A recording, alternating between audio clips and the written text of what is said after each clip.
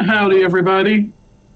Welcome to session 20 of Changeling the Lost, Viva Lost Vegas. Before we get started, just a couple quick announcements. The next crowdfunding Onyx path we'll be doing is for Trinity Continuum Aegis. It is on backer kit right now. And don't forget the Onyx Path game night on the last Friday of the month. So let's go ahead and get into it. It's been 5 days since we left off.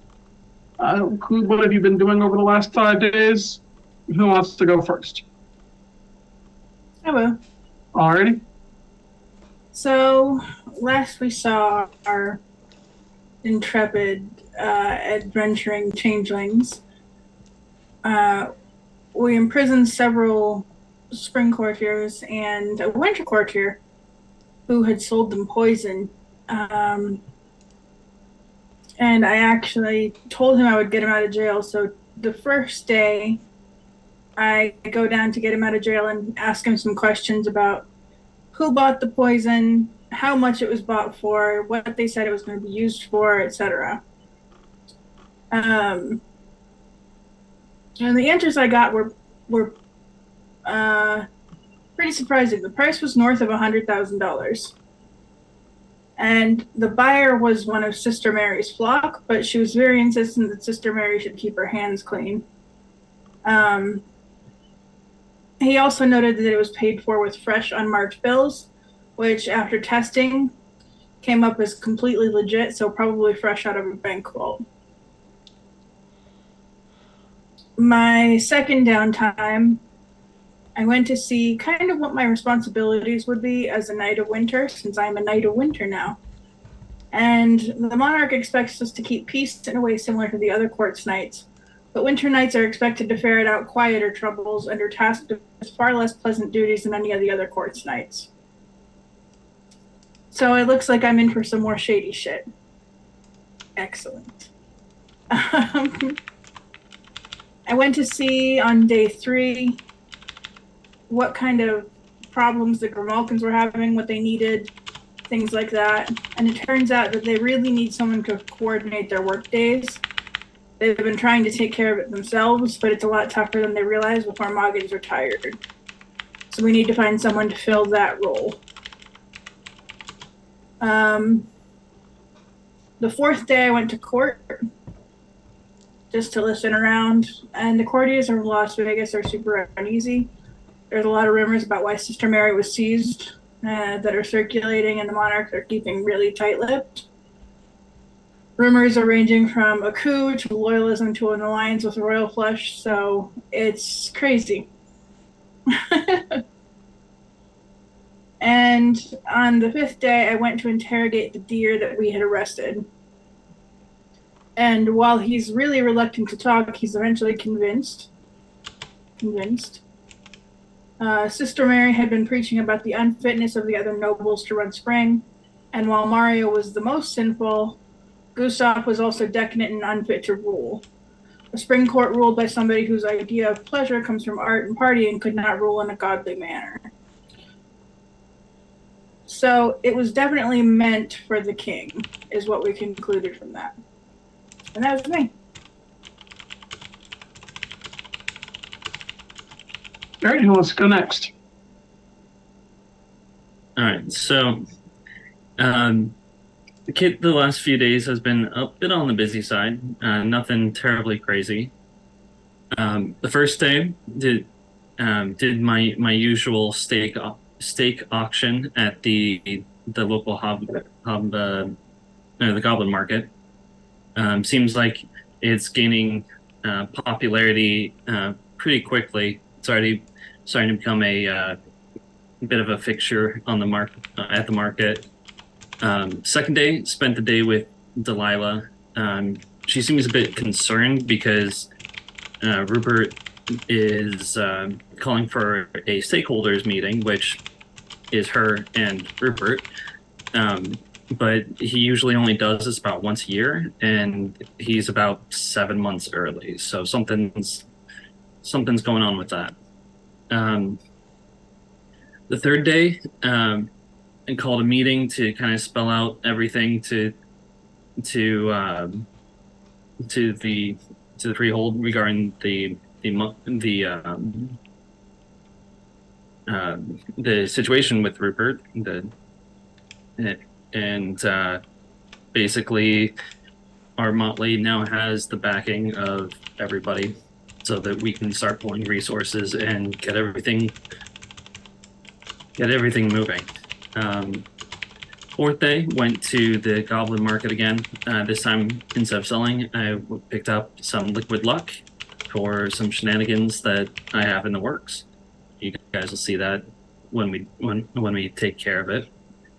Then on the fifth day, did some digging around and investigating Sister Mary. Looks like when it comes to her parish, really the parishioners, the amount that they were giving to the church only made up about 10% of their intake. The rest was coming from the Whitney Religious Association, which it would. So we need to do a bit more digging into that and see what we can do. All right. Alrighty. I believe that leaves me. So the first thing I did is I went and grabbed a group of knights and went to look around the church and investigate as best I could under my role as investigator and noble of Spring. The first item of note is in the church's basement. We found a smaller room with pews and a pulpit, as though for preaching to a smaller crowd. The presence of a hedge gate and a couple of goblin fruit implies this area was for changeling parishioners. The other item is there was a handful of documents relating to a company called the Whitney Religious Association with the odd logo of a cotton gin. What could that be? Don't know. So we got a couple of clues there. I stopped by Madam Anybody's place in Doc Tallboy's hospital thingy, and used gift of warm blood to help speed the recovery along, get rid of the aggravated damage. Got her to agree to a meeting when she's feeling better. I'm waiting to hear on that. We're going to be calling in so many favors in that meeting that, man, that is going to be a whole hell of a thing. I went and asked the person who had delivered the drink that night to see what was going on with that. This one just straight up said that they messed up on who was supposed to get what drink. And that they didn't feel super bad because that she was a big old sinner and kind of deserved the pain that she went through, and that she'd love to bring her to church sometime and help save her. What a wonderful human being. Maybe Sister Mary can touch her heart and fill her with Christ's love. Let's see, on day 4, so I went and chatted to my peers and the knights about Sister Manson, see if there's anything strange going on with them lately. The general thing is that they've always been weird, but they've gotten especially intense over the last year or so. Sister Mary's been part of the freehold, never very religious for the last 10 years, became a noble about 5 years ago, and since the founding of her church last year, her parishioners have become more and more insular and more outspoken over the sins of our fellows. So that's great. And lastly, I had left some guards at a place where we were expecting a couple of pieces of rattlebones to show back up. and we waited on them for a little while, and I went to check in on them. And they had a big old grin and a bloody piece of wood that looks to be one of Rattlebones' icons waiting for me. So that paid off. With that, I believe we are all set. Did we ever explain what icons are? For those of you playing at home, when a changeling is brought through the hedge for the first time, pieces of them get torn off by the hedge. And there's other ways to make them, but these pieces are called icons, and they're basically lost parts of your memory, personality, your soul, essentially, that are made into physical object and scattered throughout the hedge. And you can go find them. Rattlebones, the person whose icons I've been tracking down and trading for slightly more valuable ones, has been carving pieces off of himself deliberately in an effort to set himself up for his ascension into true faehood, as far as we can tell.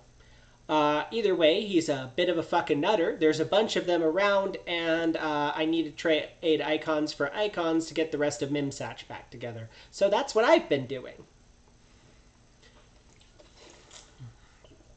All right. Alrighty. In that case, since now that we're good through all of that, let's jump back in. Today is Monday, September 20th, 2021. Where are you and what are you doing? So, I have I believe, did we want me to run that errand first, or did we want to sit down and put our clues together first?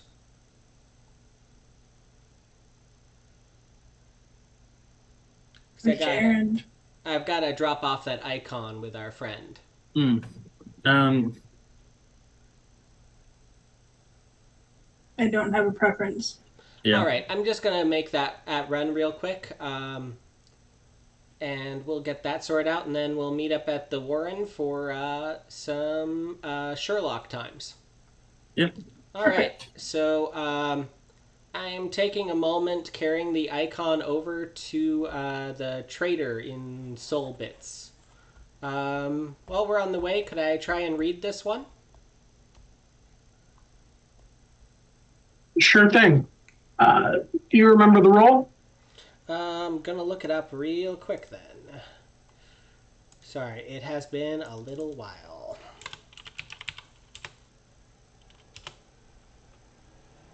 Okay. Icon.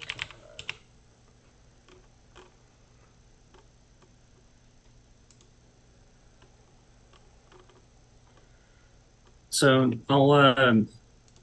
I'll say that Kit is gonna wrap up a meeting where he was getting an idea of what some of the other knights from the other courts, what their skills are and what they're capable of, so he can do some better planning.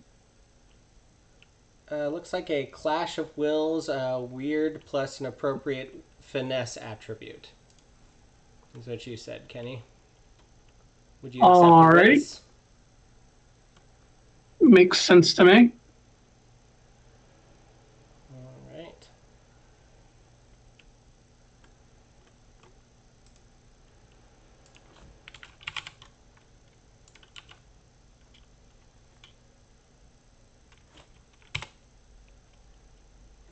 No, that didn't happen. Okay.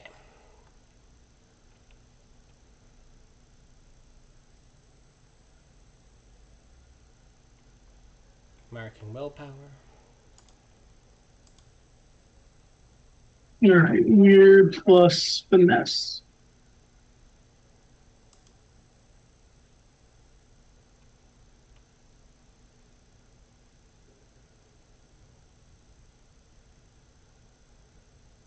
Looks like I can't read this one. Alrighty. Can one of us try?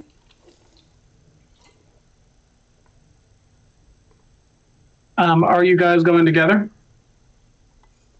There's no reason why Kenzie couldn't come with.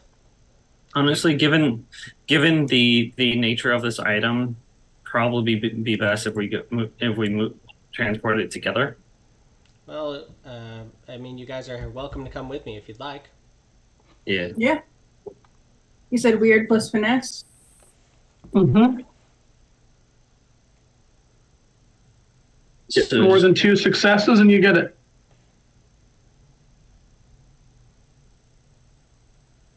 Okay. Weird plus 2 successes. 1 success. Doesn't look like we get it.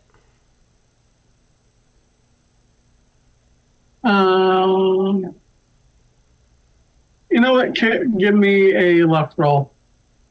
Okay.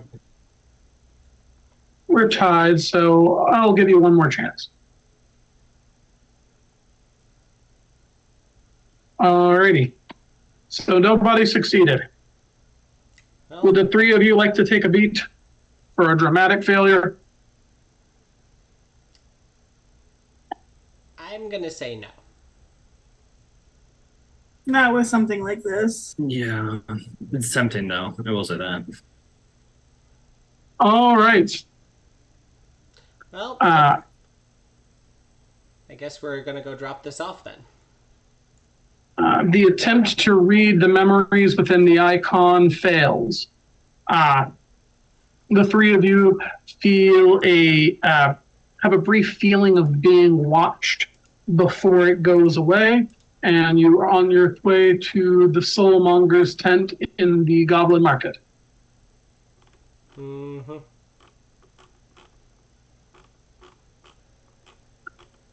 The bird-like goblin is overjoyed to see a bird icon and quickly hands it over for another piece of Mimsatch. That one there will contain some of his personality, he says. There's 2 more left, and then he'll be complete. Well, hopefully we'll have those together soon. Thank you very much for keep hanging on to these for me. I know I've been taking a little bit, but these are a bit hard to come by, as you can imagine. He gives you a grin and says, for something as rare as this, oh, I'm willing to wait. Personally, I simply don't understand why you want that painting fellow back together so much. But a customer is a customer. I'm not here to ask questions. Well, nice thing about negotiations is that sometimes value is different from person to person. Anyways, I appreciate you hanging on to these. We'll try and get you the last 2 as soon as possible. I think I've got a good line on them. Good. Hopefully our business will be concluded soon. All right. Anything you guys need here, or shall we head on out?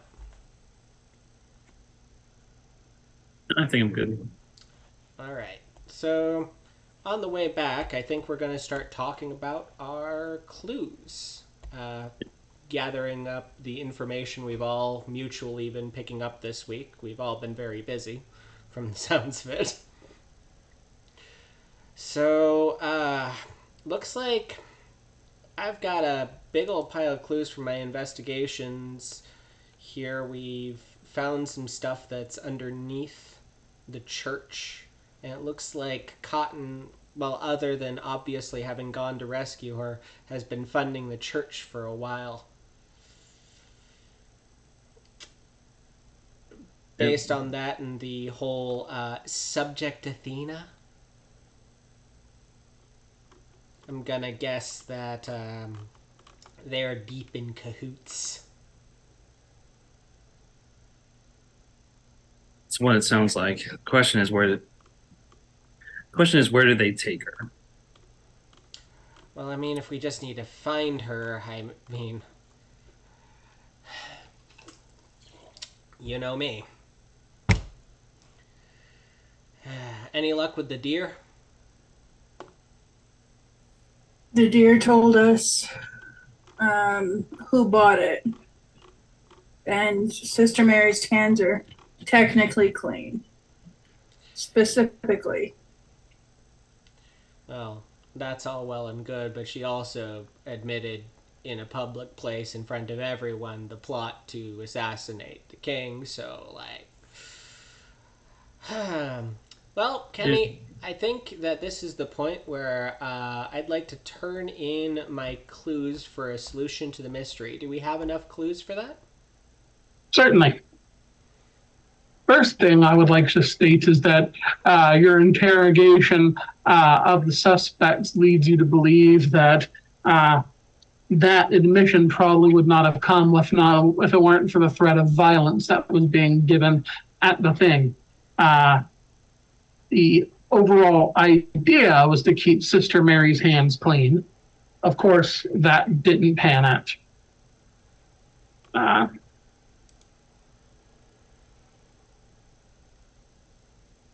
So after the three of you have some time to discuss the clues that you've gathered, the tetrodotoxin mixture being procured at great expense, the parishioners doing their best to shield Sister Mary from suspicion and consequences, regardless of how successful they were. The insular and hostile nature of the congregation over the last year, and now the documents tying the funding of the church to the Whitney Religious Association. After getting home and spending some time on the internet, a few bits and pieces of information come together, and you're able to find out through various business filings that the Whitney Religious Association is a shell company kept at arm's length by Cotton International, as you assumed.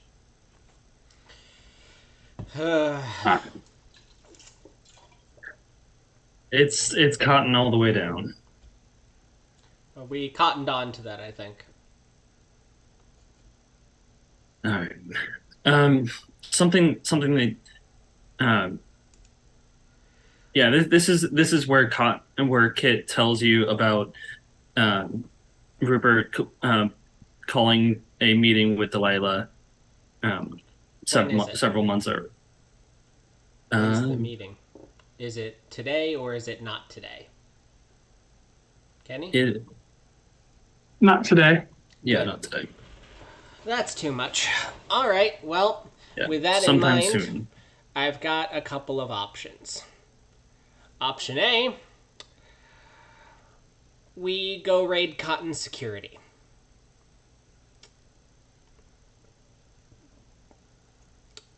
They'll have all the information we need, and we've been needing to do it anyways. Getting a list of the personnel working for Cotton Security gives us tools for another thing we need to do.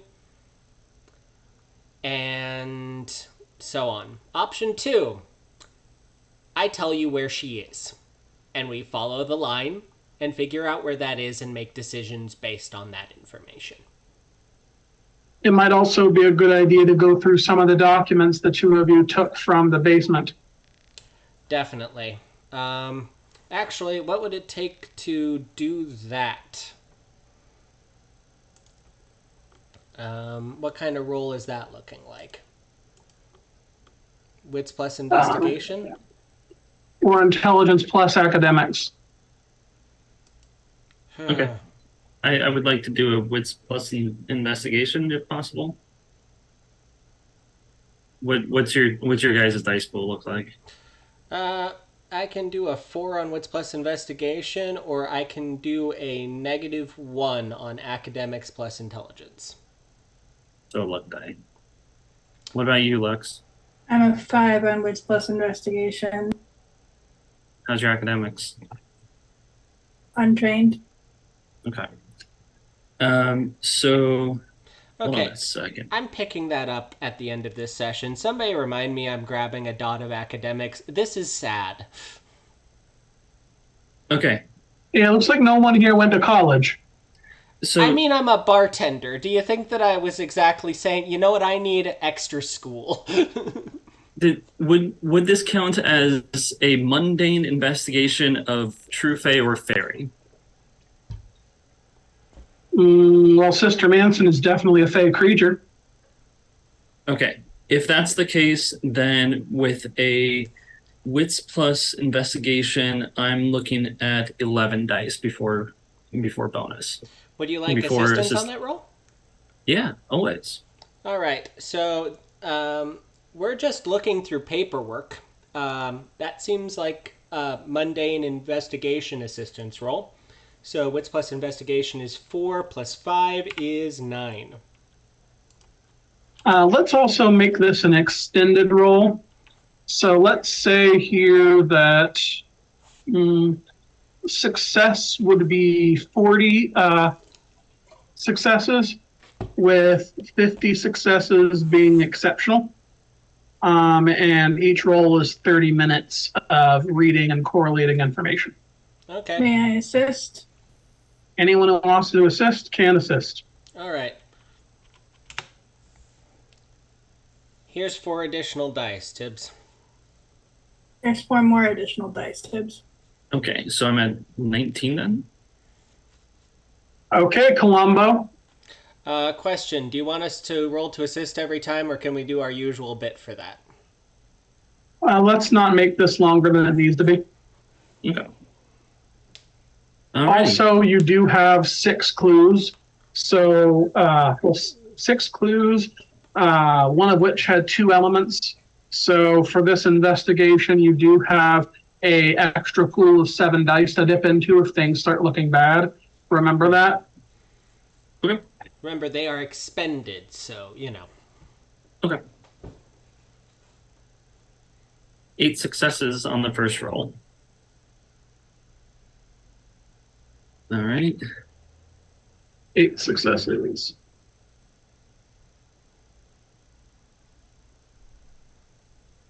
So that's 30 minutes. 1 hour. 1 hour, we are at 15. What, 15? Okay. You don't have a time limit here, but I am watching the clock. Okay. Question for you. Never mind. Go ahead. No. This is getting too silly, and my suggestion was too silly. We're moving on. Okay. Wait, do I have... So we're at 21 at an hour and a half. Yep. All right, continuing to dive into the paperwork here. 26 at 2 hours. As you're counting down successes.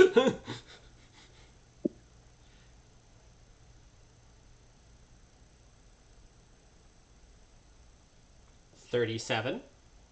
37 in a row. Okay. And so that's what, 2.5 hours? Mm-hmm. Okay, and probably the last roll. 6 successes. Do we want to keep going and push for the exceptional? That's up to you. What, You're at 43 with 3 hours. what time is it in game? At this point? Everybody getting things started at 8 a.m. It is now 11 p.m. 8 p.m. to 11 p.m. Gotcha. Mm. So, if you're going to do it in one roll. Re-roll if you have to. Or use your clues. I'm going to go ahead and spend a willpower to re-roll that. Okay, that's just enough. Cool. Okay. That's 50 successes. At And 3 hours and 30 minutes. 3.5 hours. So, all right. 11:30 p.m. We're getting towards midnight. It's late. So looking through the documentation that you found in Sister Mary's secret room, Most of them are financial paperwork. After correlating them, you see that there's two separate sets, one real and one faked. The faked set of paperwork downplays the grant, splitting it up into several larger donations from anonymous sources, and inflates the amount that the parishioners give. The actual paperwork, real one stuff, keeps track of what you'd already noted before, that the grant is largely funding it.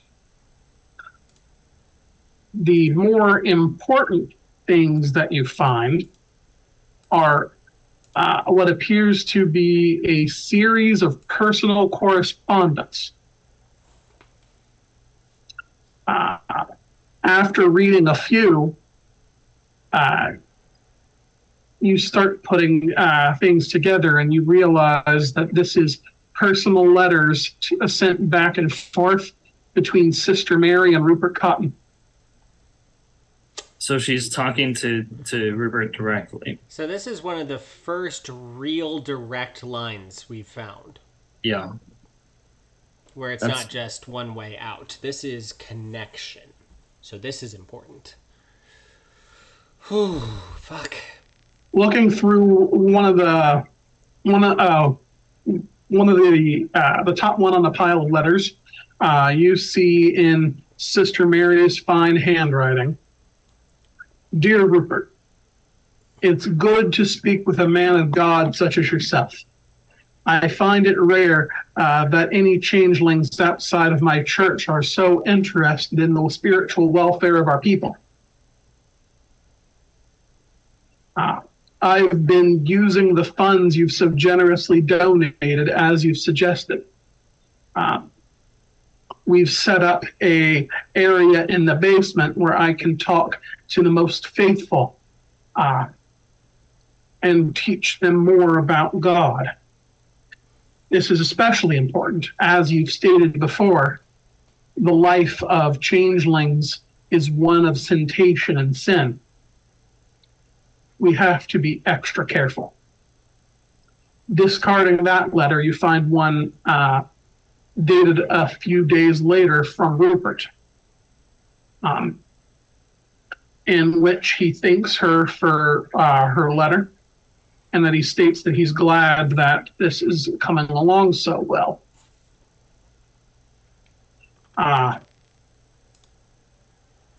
One line from this letter stands out.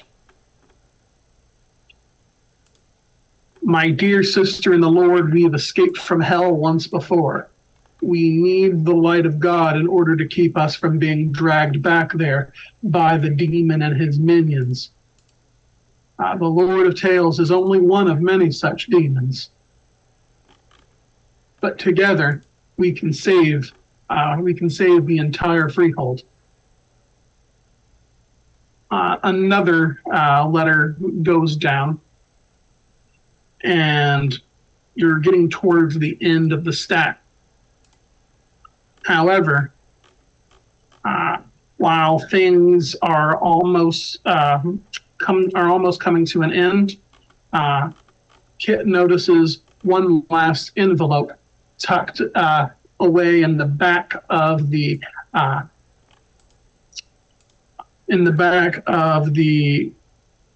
file cabinet.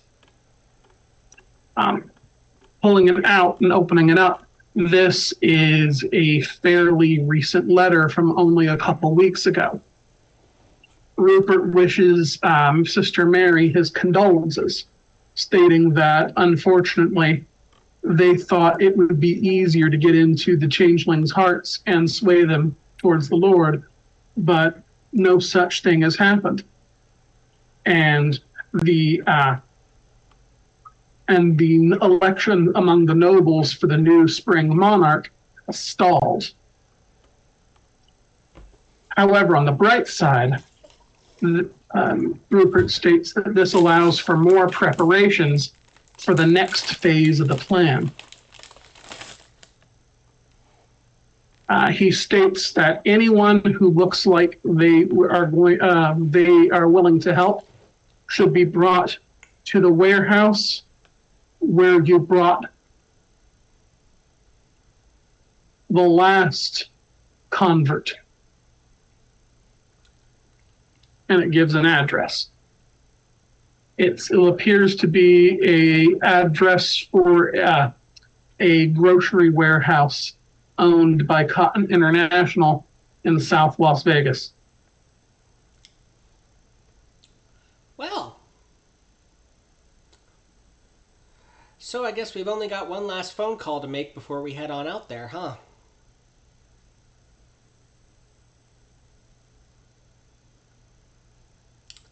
Yes, indeed. Yeah.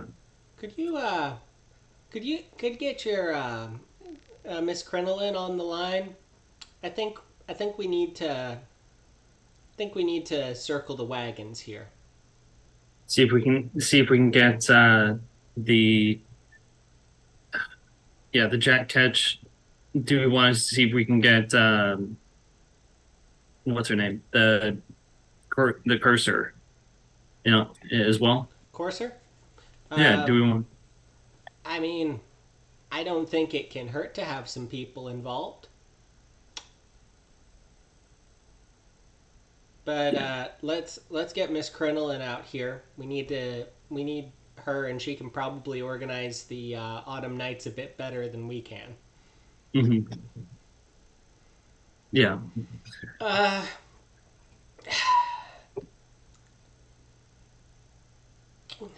Kinsey, you made some friends among the Autumn Nights yet? Really? You mean Winter Nights yet? Sorry. Oh, Kenny, have I? What's your court goodwill? I Well, have Winter Mantle 5. Winter Mantles, of course, sorry. I was thinking court goodwill because at first you were talking about autumn. I misspoke, sorry. But yeah, bear with me just a second here. We're going to want some extra people just around this place because there's a good chance there's more than one person here.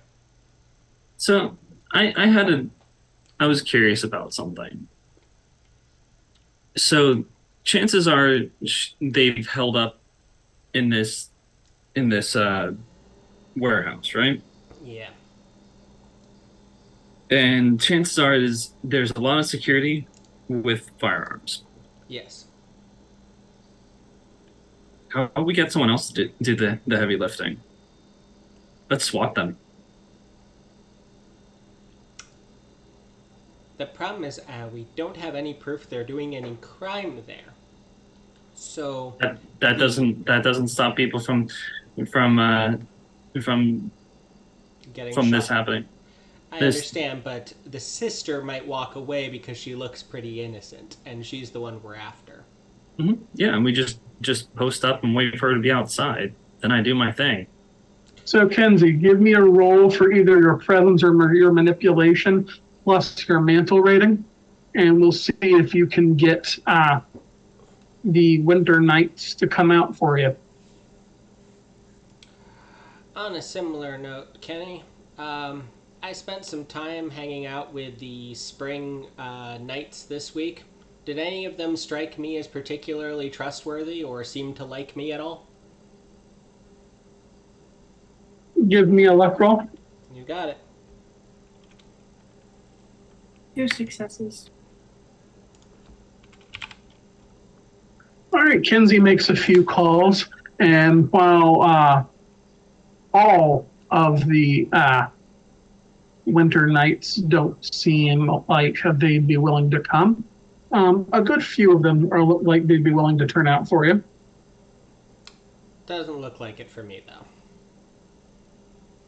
Yeah, it looks like Elliot was getting on well with the Spring Knights, but in this time, none of them seem to have jumped out at him as anyone particularly noteworthy as an ally. I can't afford to bring the Spring Knights in case we find out very suddenly which of them are the sisters' people, which is why I was hoping you guys might have some people we could call in. We're definitely not going to want to go in this by ourselves. So could you get Kelly on the horn? Yeah. So off the top of my head, definitely want to get a hold of Kelly, the Jack Catch, and the Courser, whose name I'm blanking out on right now. Lucerne Bridgewater. Lucerne, yeah. that's the one. And I am. So basically, anybody with a lowercase t title knows about the situation right now, right? That's what that meeting was about. So Yeah. Yep. So is there anybody in that meeting that seemed eager to participate in fleshing this situation out? I don't want to call in Summer unless we have to. We've been calling that particular set of Yeah. Someone that's preferably someone that has a level of discretion. Let's say. Bob. Bob might actually be pretty useful. Well, we do need Bob. Bob has to be here. Well, you're talking about your meeting with the royals of the courts, right? Yeah. Yeah. Then basically the knights, nobles, and monarchs. Anyways, so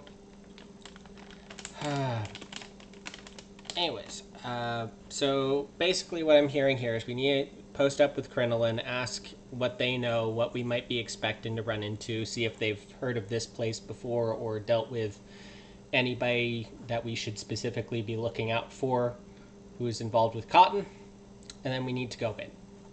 The sooner we resolve this, the better, and not just because my name is laying all over this thing. If you guys want Go on. if you guys want anything out of King Graf, we need to impress him. And this is how we do it.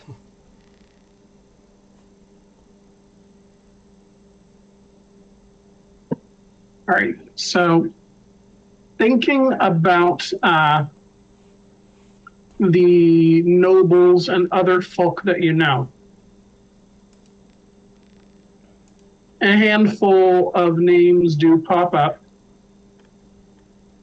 You did make fairly good friends with Penelope Marrow and her motley. That group that had initially persecuted you.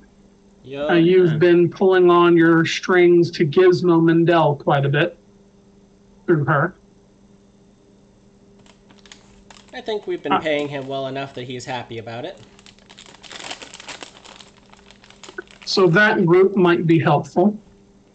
While none of them are noble, they are likely to listen to you. In terms of the lesser nobility, the knights,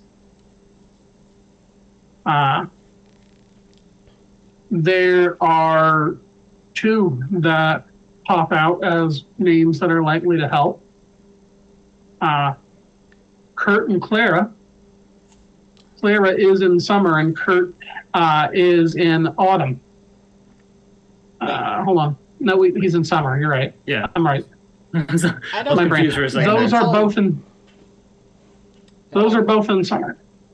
Well, why don't we call up Kurt? Clara is just calling Leo by other means. Yeah. So there's one other person that I would like to call with the I want to call it the Doc Tallboy, and with the express thing that he is to wait a little bit away so that we have medical attention. why don't we just most tell him to be ridiculous. on standby? We can get people to him. Just having him ready for a potential influx would be probably fair. There we go.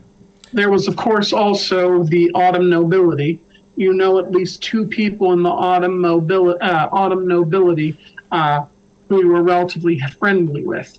Minerva, Yes. the Silver Owl, And though you haven't talked to her recently, there was Willow, the soothsayer whose sister was a bookbinder.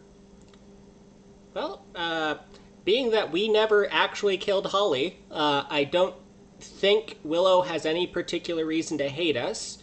And the more power we've got going this, the less questions we're going to get asked. So, hey, Kenny, I would like to make a general, could I make some presence plus persuasion rolls at you to try and get these people to show up as a group action? They assist me and we try and make this work? Certainly. Remember, the group does have your clue elements. Now might be a good time to spend them. And I would probably recommend those with the best mantle or Fort Goodwill ratings to be the ones to make the rolls for anyone especially important that you want to show up. All right, so who's got... Tibbs. Yes. You're able to call upon my dice rolls for a roll. Yes. Please call upon the autumn nobility using your presence plus persuasion of 8 total, with whatever bonus he'll let you have from your mantle and your and whatever else. What? Before any bonuses, how many dice am I rolling? You have 8 before bonuses because you're using my dice. Okay. And let's see here. So I currently have a mantle of 3. And you have clothes of 3. So that should get you up to 14. Okay. As soon as we're done, on the way to this place, Kit's actually going to change it into battle clothes, by the way. Of course. Okay.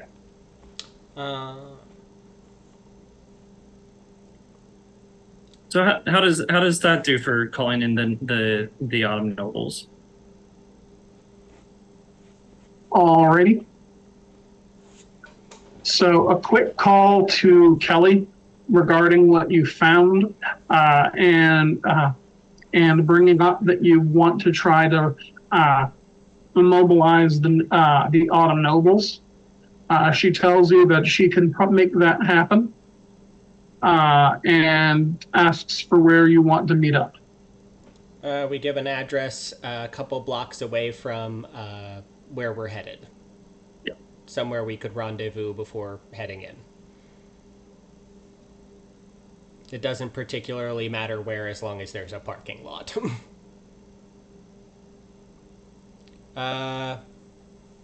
Can I assist you, Kenzie, with your role getting Penelope and Co to show up, because those are the only other ones we've got left. Yep. And I believe Penelope was your friend. Do you want to use my dice for today? Sure. You said 8? Yep. And here's my assistance roll. 3. Would you like to use all 7 of our clues to call in Winter and Penelope and Co? Is there anything we can use them for after this? I don't know. I honestly don't know if there's anything after we get the lady in. I mean, you can use the clue elements as bonuses up until they're no longer relevant to what you're doing. Oh, so they don't get expended? I mean, yes, they do get expended. But we have them until we have captured what's-her-name. So if she runs, we might use them then. But honestly, smoke them if you got them. Because, at some point they will more or less expire because there's this investigation is not going to be relevant forever. Okay. I guess I'll use them. Tibbs, are you okay with that? Yeah, go for it. So you got Right, 3 so from that's- your clothes, 3 from me, 8 from using my dice, and then you can use 7 more if you like. Plus my winter mantle. Mm-hmm.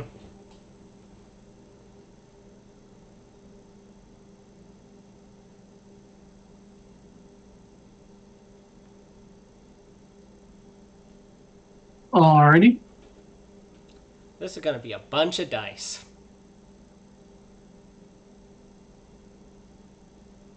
I have a double exceptional success. Very nice.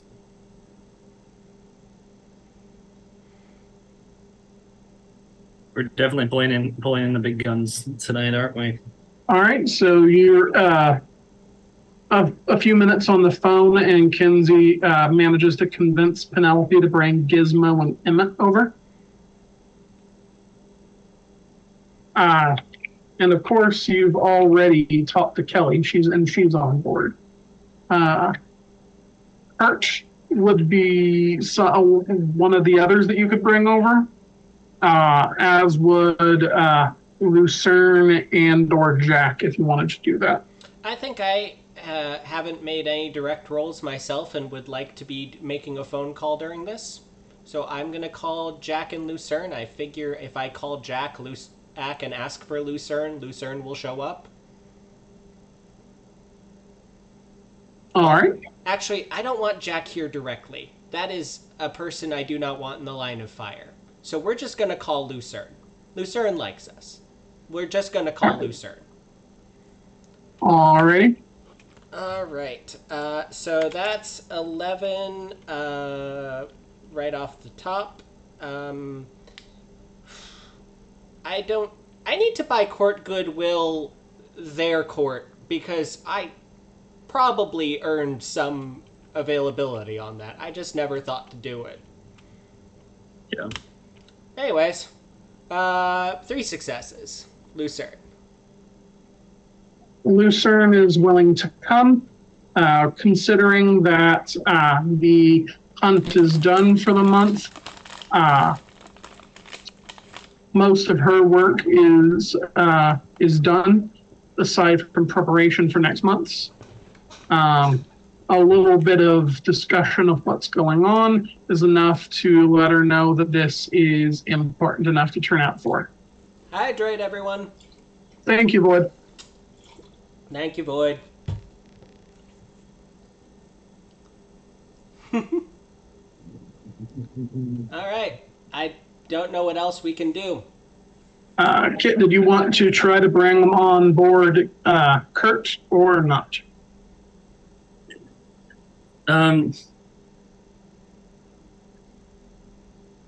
He is the armorer. That would be weapons. Aside from being able to work on weapons, what skills does he have? He has one of the summer nights. He's the only summer knight we have a direct relationship to.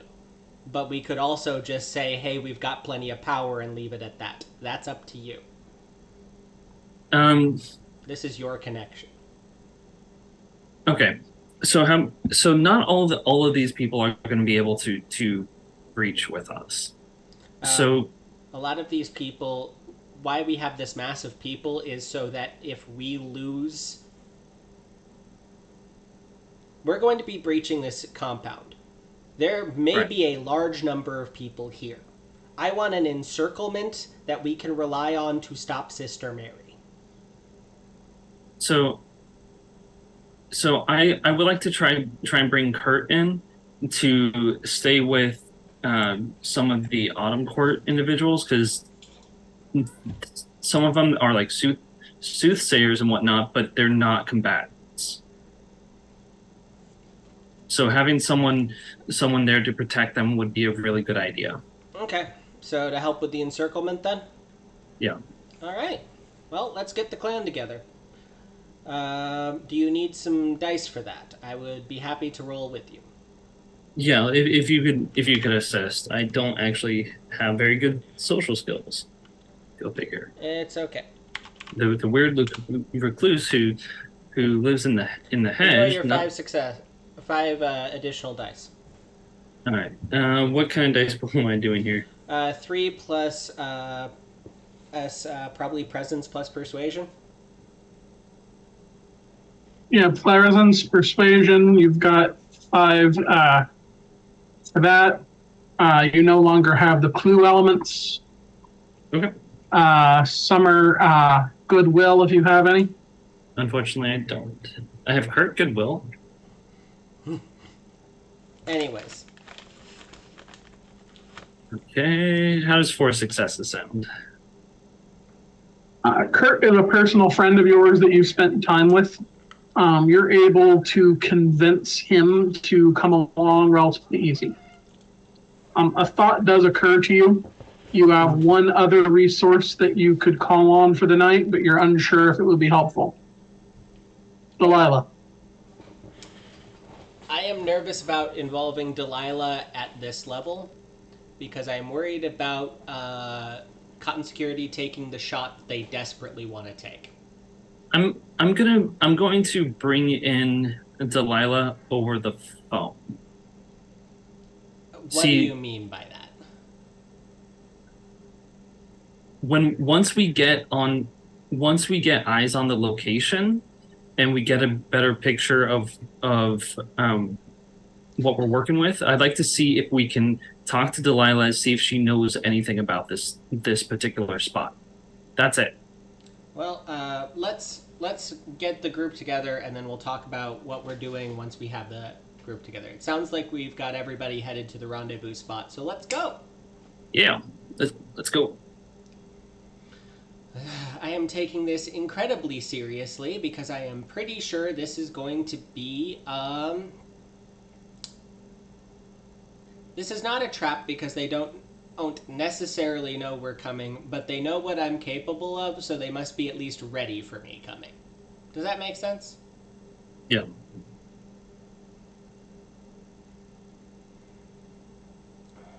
All right, so we got to.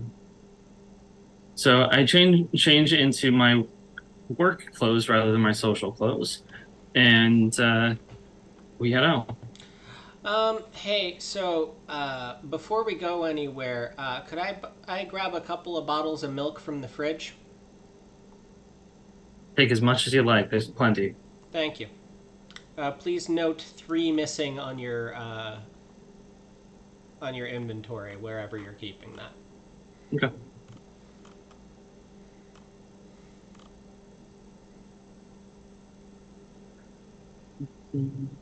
Alrighty.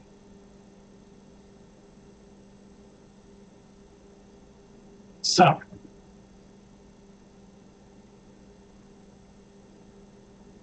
the location is in South Vegas, at the corner of South Decatur and West Cactus. There is a grocery store there that's owned by Cotton International, through one of their many subsidiaries. The store itself is fairly small and not 24 hours like any of the big ones. So it's usually closed by 8 o'clock. By the time you get there, it's midnight. Most of the building is the grocery warehouse.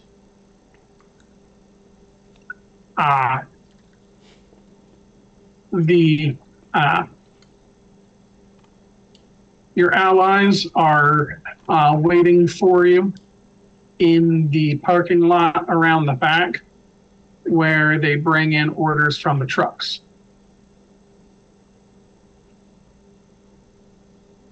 As you come in, you see Gizmo working on his laptop with Penelope over his shoulder. He gives her the thumbs up, and she looks up and at you guys, looking deadly serious, at least as much as a lady who is part fish can look. Penelope, I'm so glad you were willing to come. Well, this sounded serious. Gizmo was able to take out the cameras so they can't see us from the outside. He peeks over his laptop and mentions, I did take a look around the security cameras on the inside. This is probably the best defended grocery store I've ever seen. I figured it would be. I've never seen anyone use assault rifles to protect groceries. Well. All right. Okay. Well, there's one last thing I have to do. I rub my throat and whisper to the wind a name, picturing a particularly impassive face as I do so. Sister Mary Manson. Alright, Relentless Pursuit does not have a die roll. It costs 2 glamour, and I am now aware of, whatchamacallit, where they are until the sun rises. She's absolutely nearby. You can feel the tug taking you towards the warehouse, but curiously, at a downward slant. There's a basement. Any idea where that might be inside there? Anything like a trapdoor or an obvious staircase downward? Gizmo grimaces and shakes his head. The fur on his ears quakes in the wind. Not a hint of one. I wouldn't have known if you hadn't said anything about it. I didn't figure there would be, but sometimes you get lucky. Alright, so we've got 2 jobs here that I can think of, and they're both real important. We're going to be going inside. We need to flush these out, get our hands on Mary, extract, ideally get whatever we can that might be useful while we're doing so, and do some damage to Cotton Security. But if she makes a run for it, she can't get away. We simply cannot have her get away. I don't have a solution for if Cotton Security takes hiding her even more seriously than this. There's a couple of places in this city I couldn't get to if I wanted to, even with the entirety of the freehold at my back. And I doubt I'm going to be able to get that. So we need to make sure that we resolve this tonight. Can we get an encirclement up? Hold on. Before we start placing people, there is one thing we need to do. We have the Autumn nobility here. Can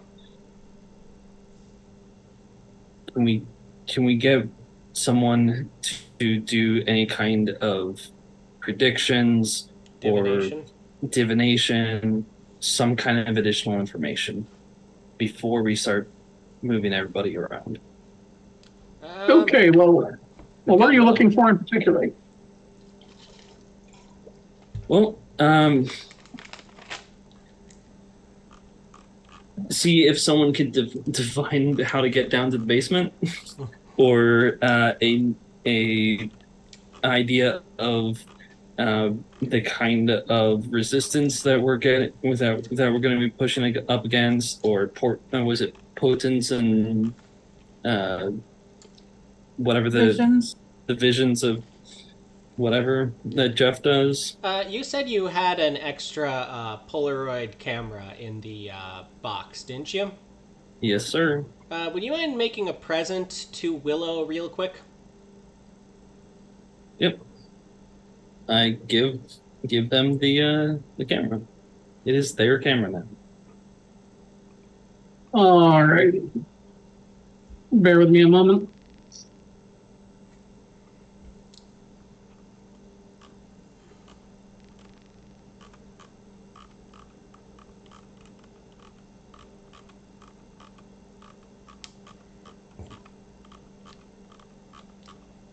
Okay.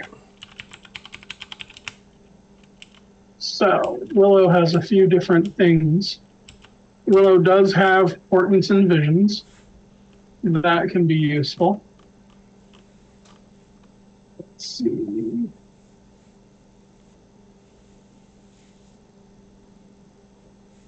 She also has some contracts of form. Let's see if that would be useful to you.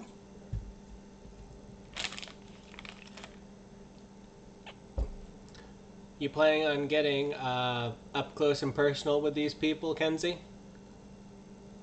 Probably. Click.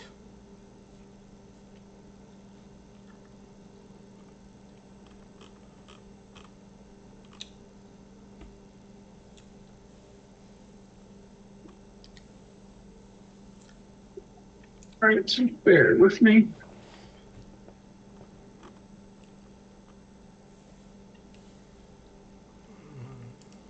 Alrighty.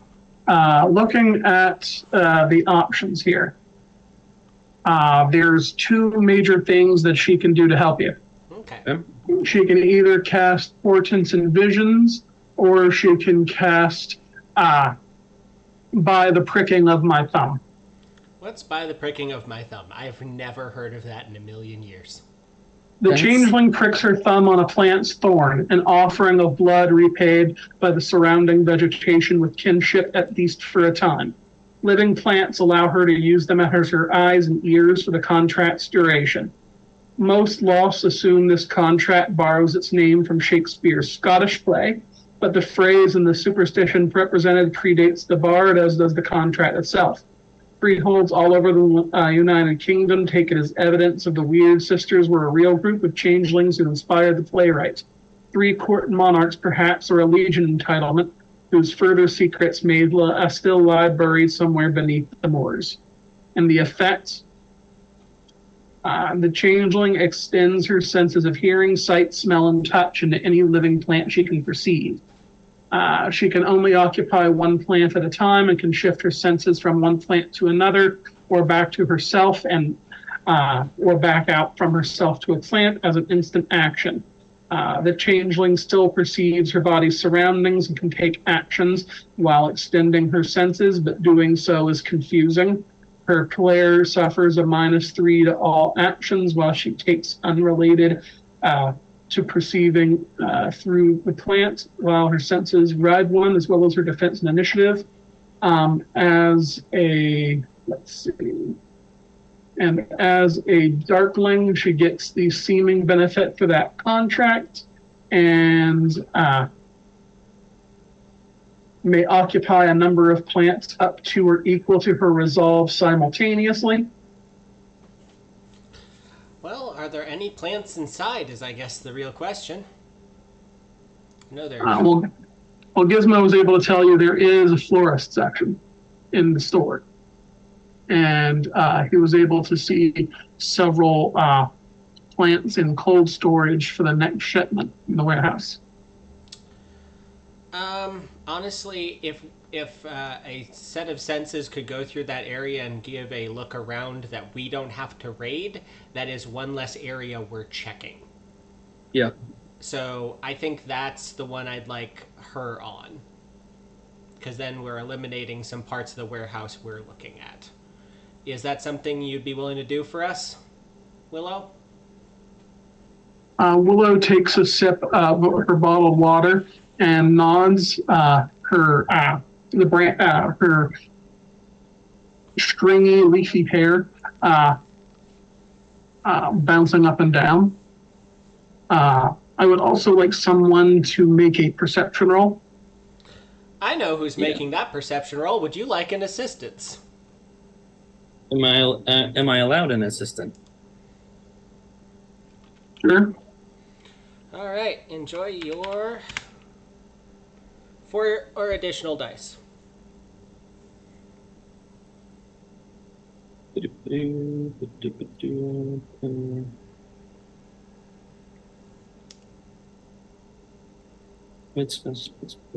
okay.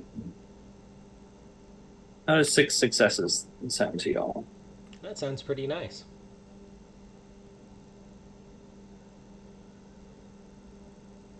All right.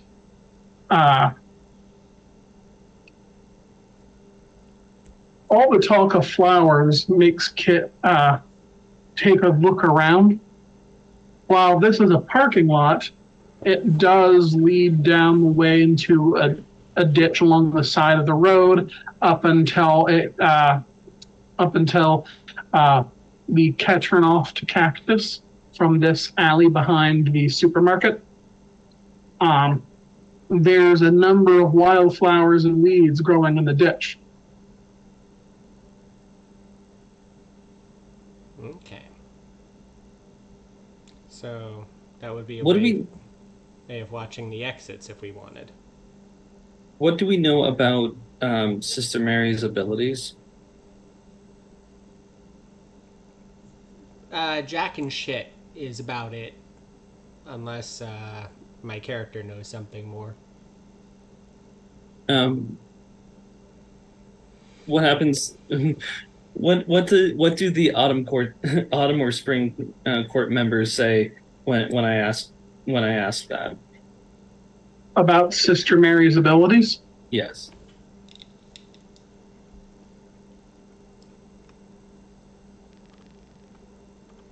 All right. They don't really know. Okay. So I think at this point, we need a. Oh, one last thing. Lex. So here we are. Manipulation plus occult plus weird. Do you resist having portents and visions cast on you? Nope, go for it.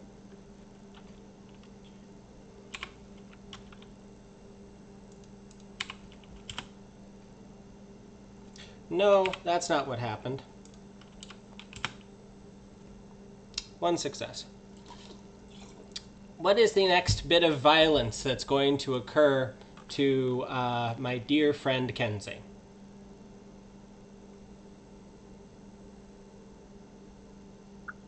All right. The casting of portents and visions.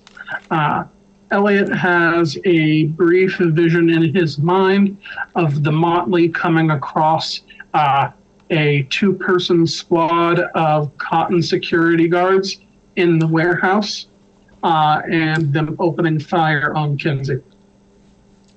Kenzie, if we run into cotton security at any point, you now have the giant merit for the scene. That will increase your HP pool by 2. Okay. I don't know what else to do. I think it's time to go in. I agree. What about you, Kinsey? Yeah, there's not much we can do out here. Kelly, would you You mind? did. Bear with me just a moment because we had someone about to cast something. Right. Okay, so Willow casts by the pricking of my thumbs and notes that from the area of the where the plants are stored in the warehouse, she can see what appears to be a office up a small flight of wire stairs on a catwalk. There are 3 guards on this office, one of which is sitting on top of it and is a sniper. Noted. Are they able to see any? Is Willow able to see any clear line of sight from his position to a place that's outside of the building? Give me a chance roll, please.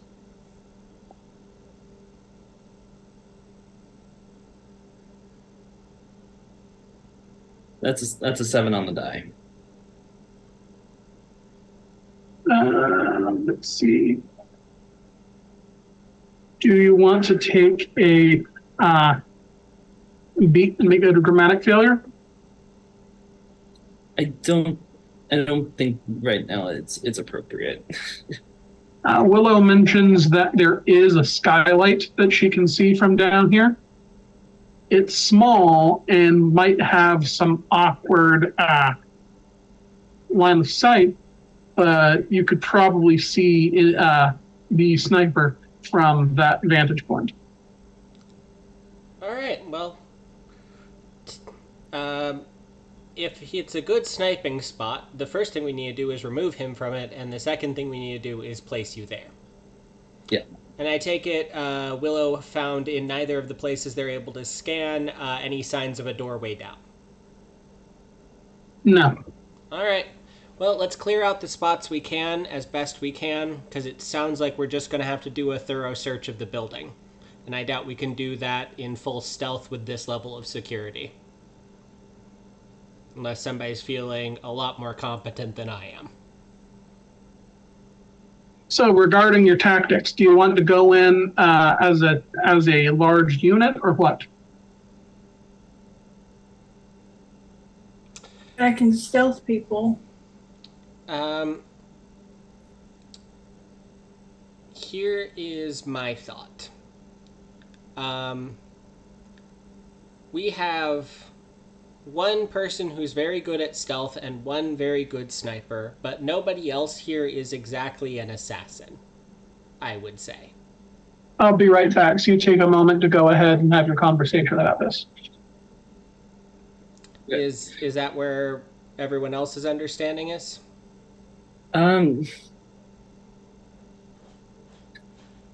Between the three of us, yeah. Because I think the only other person who's super sneaky is Kelly. Lucerne? And Lucerne. So we've got those. We've got a small unit. Yeah. How about we keep our encirclement to keep them from getting reinforcements and prevent an escape? And we try to do a small unit for now, and worst case scenario, we have them rush the building. Yeah.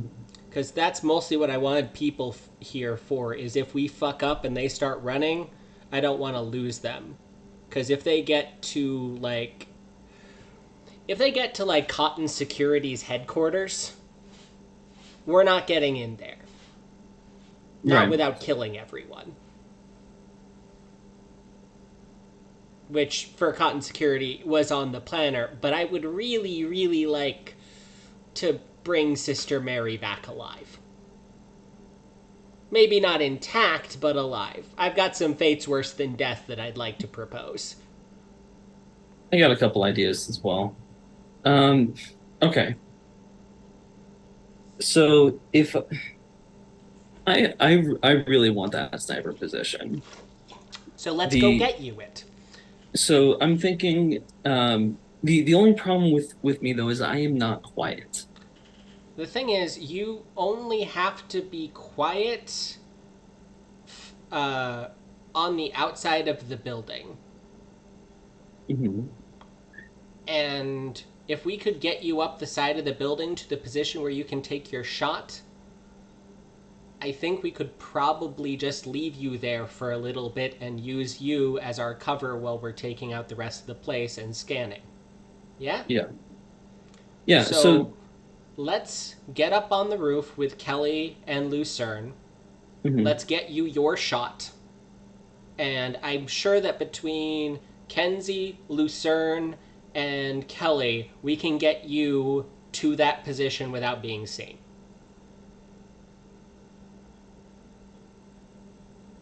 Okay. I am mostly a liability here, and I don't know what to do about that. Do you guys want me to stay on the outside and just kind of coordinate? Or do you want me to come along and help as best I can?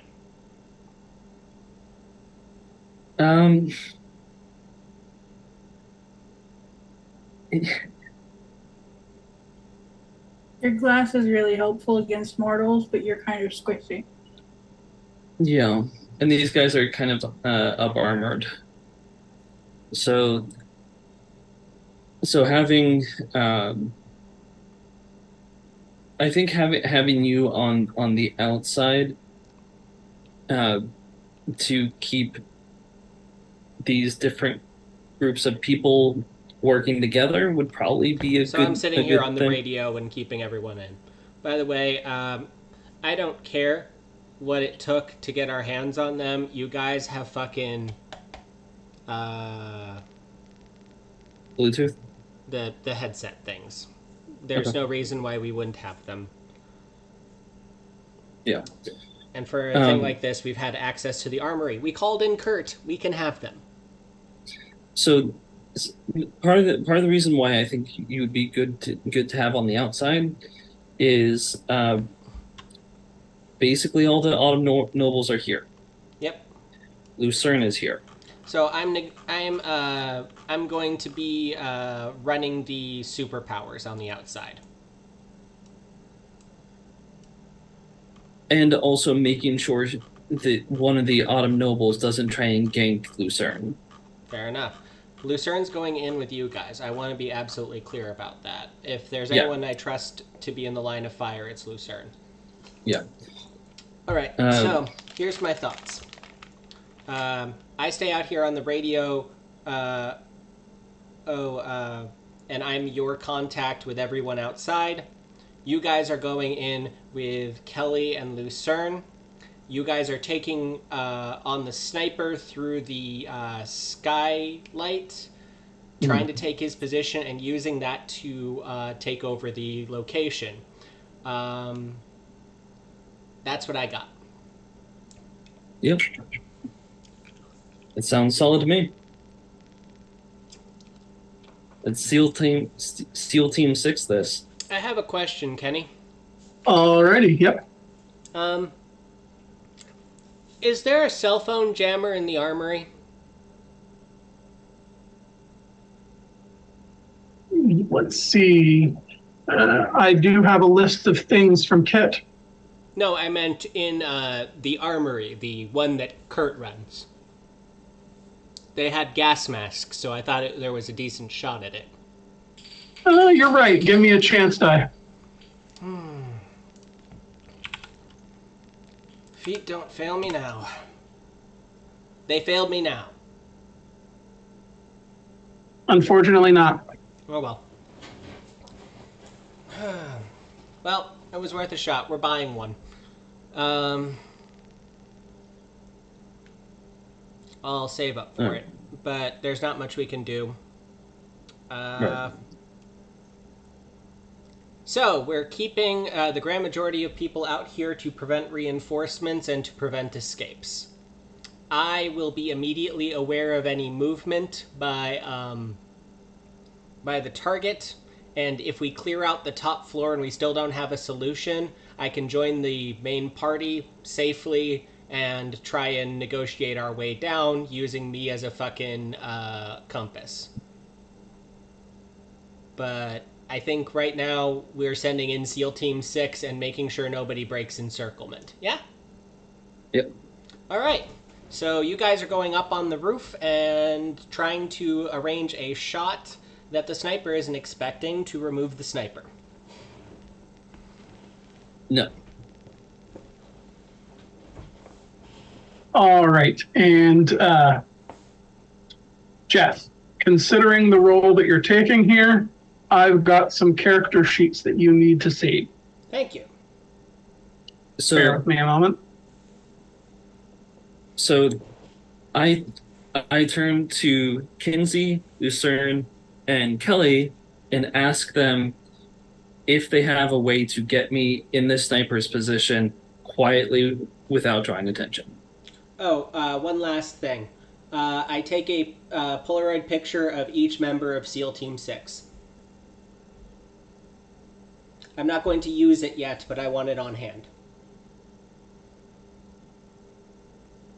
There's no range required. I can do it for anybody. Yeah. So, you guys, do you think you can get him into the position?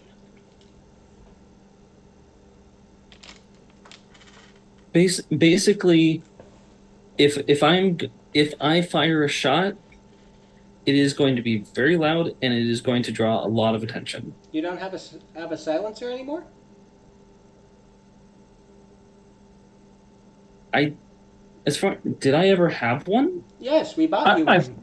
yeah, I thought you bought one. Oh, okay. Okay, never mind. Sorry. I promise you I bought one. Okay. Sorry. All right. All right. All right. So how do you guys want to? All right. I need to get up on the roof. Yes. I jump. I think you might want to be a little quieter than that.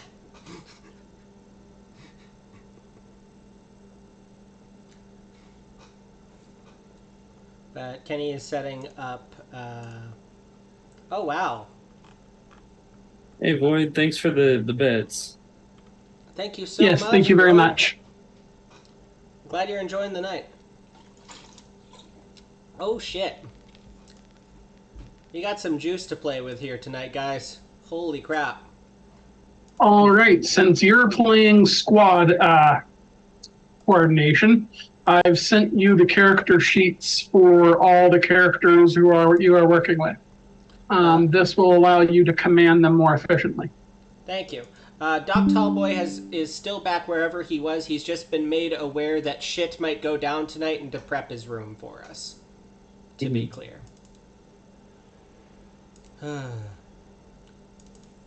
We're doing our best not to get Tallboy shot. That is one of our very important things on the list. Alright, so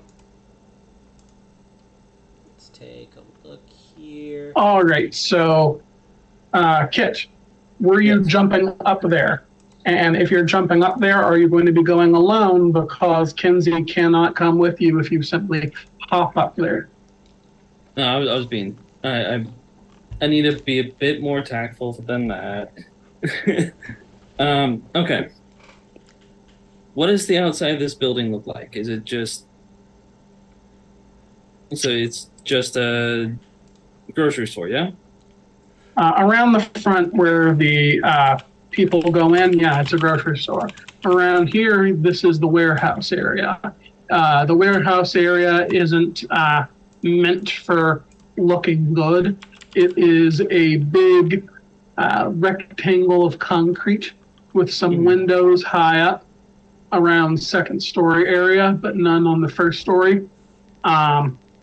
There is around the side that you're currently at, consider it the north wall, a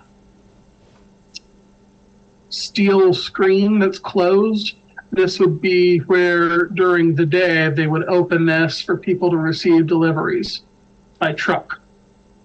Around the south side, there's a fire escape.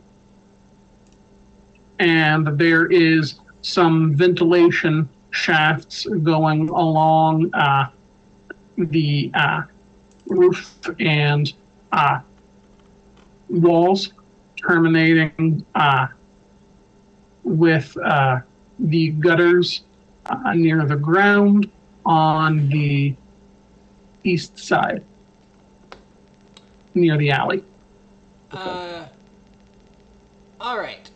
May I assist in planning since I am sitting here with a lot of resources?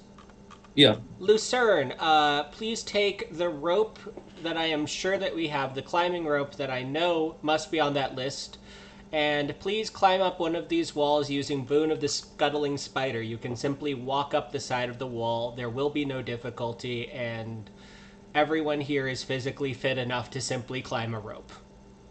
I hand Lucerne the rope that's on my hip. Lucerne takes the rope and gives you one of her trademark needle grins. Her lure is dampened as she takes it.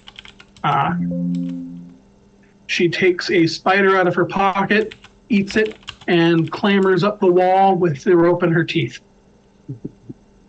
On the roof, she ties the rope to some of the ducting and then peers over and motions to the group. All right. So yeah, we climb up, I suppose. Yeah, Kenzie scuttles up. All right, so it's Kinsey, Kit, Lucerne, and Kelly. Mm-hmm. Yeah.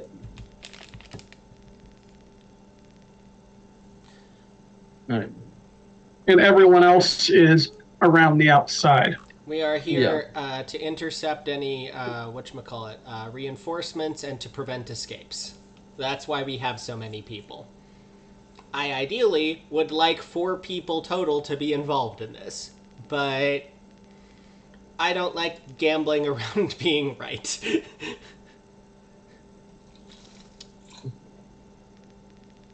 So, at this point, I guess I see if I can get into a position where I can see the sniper while being quiet.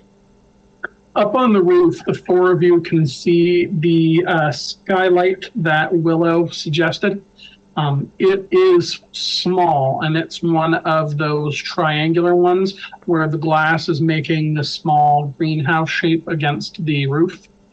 Looking down through it, you can see at a rather awkward angle the ceiling of the office that makes up a small roof jutting from the side of the second story of the warehouse that the sniper is perched on. He's got his laser scope pointed at the door, although occasionally he takes it away to do a circuit around the warehouse.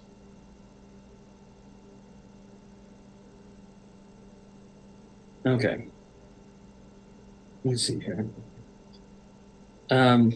Does Lucerne or Kelly have any skills or abilities that might assist with getting a better angle, or am I sitting here and taking the aim action for several rounds? And do you want to shoot through the glass? Like you yourself said, that is going to be loud. Yeah. Do we have a glass cutter? It should. I believe I put that on the list. Yeah. Hey, person who's got really good, larceny. Larceny. Would you mind removing a patch of glass for a shot? Kenny, I'd like to Dex plus larceny to cut a small hole. Mm-hmm. All right, make your rolls.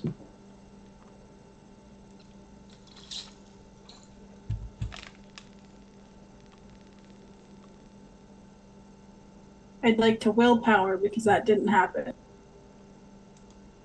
All right, willpower, or if you prefer, take a beat. Willpower it 3 is. successes. All right, Oh, man. so Kinsey is able to successfully use the glass cutter to liberate several panels of the skylight from their frame. No one below appears to have been alerted. The sniper shot will absolutely alert everyone in here. So if this is your plan, you should be ready for that. So how many people other than the sniper are in here? All right, give me a perception roll.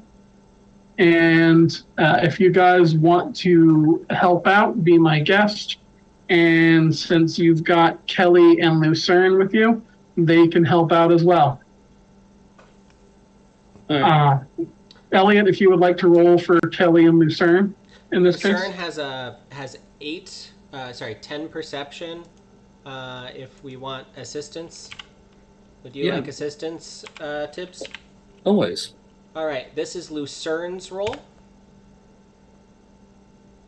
Okay. Sorry, I need to get Kelly's sheet up. My apologies. There's lots going on over here. Mm-hmm. Okay.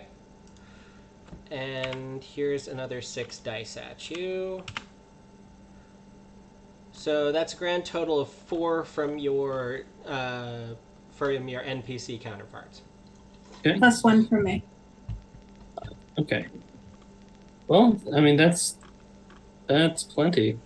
That's gonna be 15 dice on a reroll of 8. So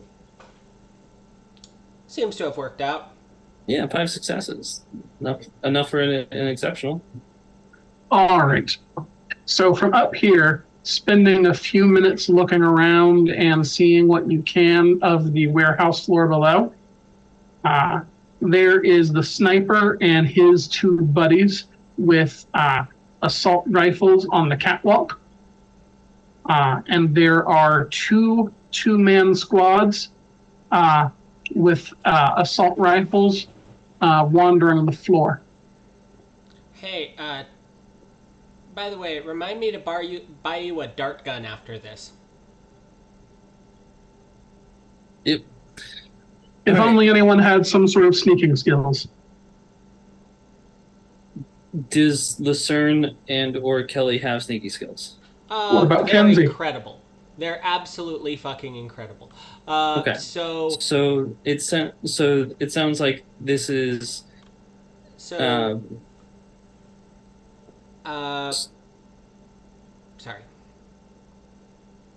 So sneakiness is Kinsey's wheelhouse.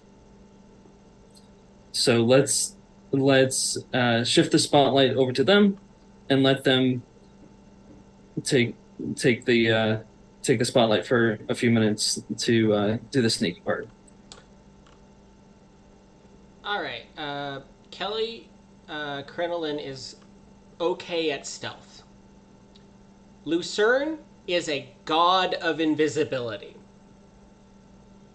So if you 2 got down there and took out the dudes with assault rifles, and we made a single silenced shot to take out the sniper, I don't think anyone would be aware of what had happened.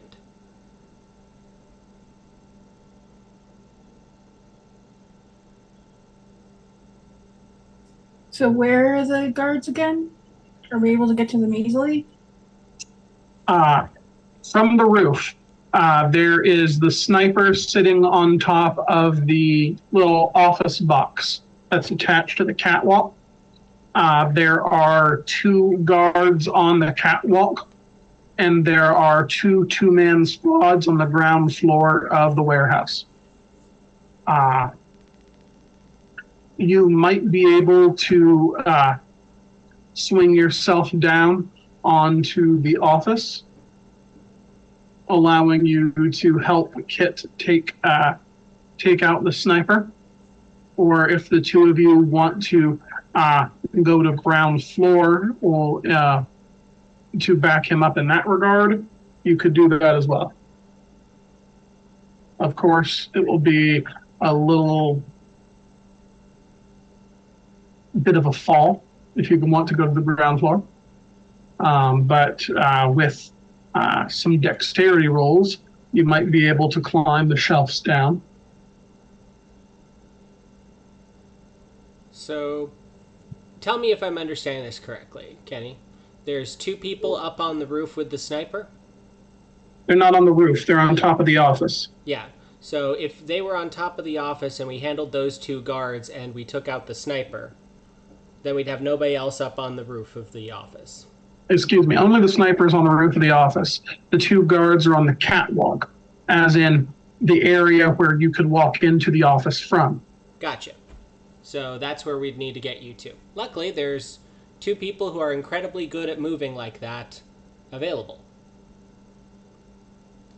We've got moonlight shining down from the whatchamacallit, from the skylight. And we've got Lucerne, who can simply walk on an arbitrary surface. So I would like to cast Cloak of Night and shift through the darkness. Are you able to bring all 3 of your allies with you? Into Or- Cloak of Dark? Yes. All right. So after casting Cloak of Night, you've all got the benefit of invisibility.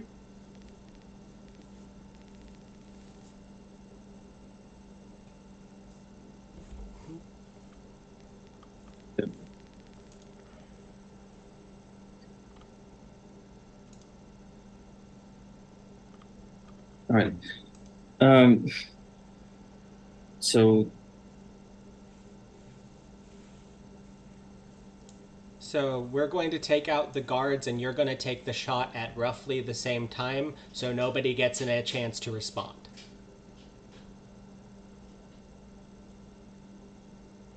okay.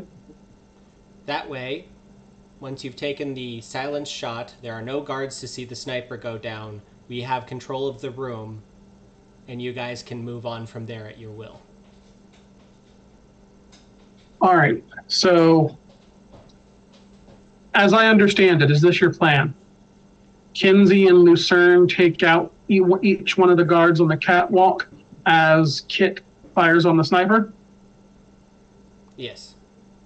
Yes. He's got a silenced rifle, and the noise shouldn't penetrate anybody we can't see.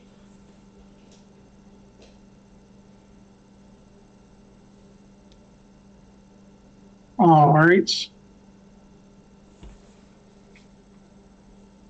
So who wants to go first in this regard? This would be a surprise round, all things considered. If you guys alert anyone, then we'll roll initiative. Okay, I'd like to go in first. Alrighty then. So how do you want to do this? Okay, can I ask a stupid question? Yes. How does Lucerne fight?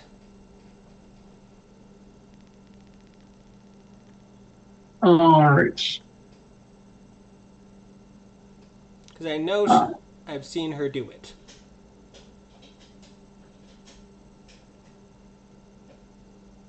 If not, we need to send Kelly in instead.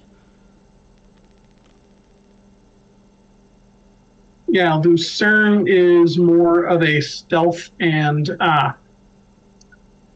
specialist. Although when it comes to fighting, generally she uses things like the 30 pieces contract. Let me take a quick look at that. I'm sorry, I'm not familiar with every contract.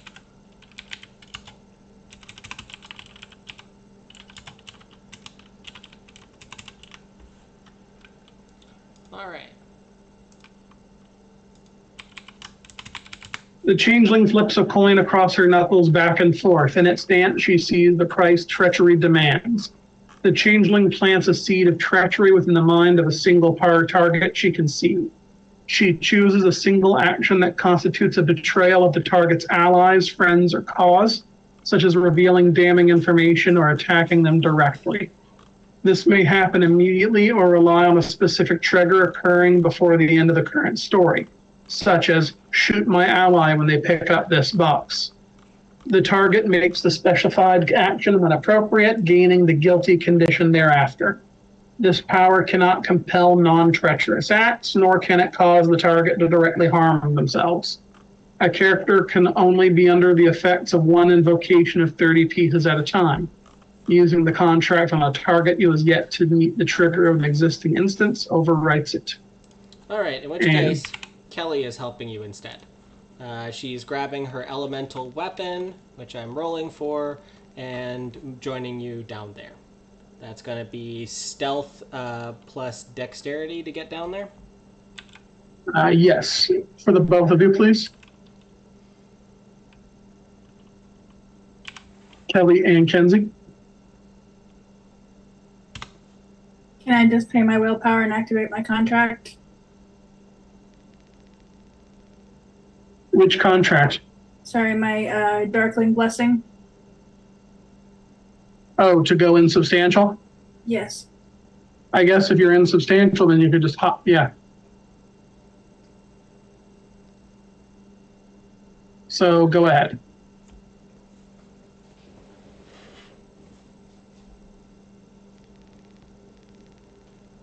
Alrighty. So Kenzie goes insubstantial in the darkness to jump down onto the catwalk. Currently insubstantial, she does not make noise. Kelly stealthily climbs down behind her target, elemental weapon at the ready. Okay. I get behind the other one.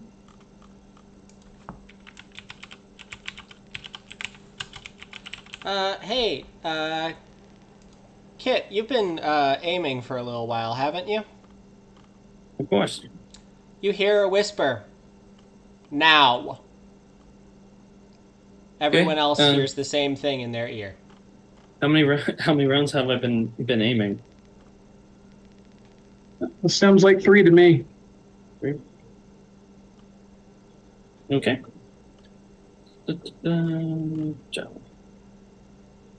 So 7 plus 5, 12. All right. 12 damage before any kind of armor or anything like that. All right. So Kit makes his attack. Blowing off the sniper's head. Kelly slits the throat of one of the guard with a cloth knife. Kenzie? The cool thing about brass knuckles is that they take a punch and make it even better when you hit the side of the jaw. It sends a jostle to the brain and should knock him out. All right. Make a roll for it.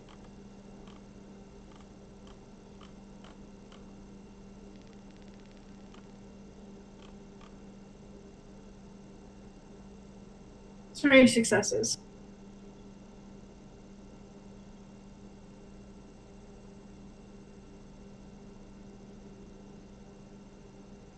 All right. So, Kenzie punches the guard. The guard is knocked back, but not knocked out. He's looking around to see what happened. Somebody make me a chance roll real quick. Not it. Failed. While standing up, the guard looks around for the source of the attack and doesn't see anyone, but he does look up and sees the dead sniper in a pool of his own blood. He immediately grabs his radio and says, "We're under attack. At least one casualty. The sniper is down." Can I blood choke him? Next round, certainly. Everyone roll initiative.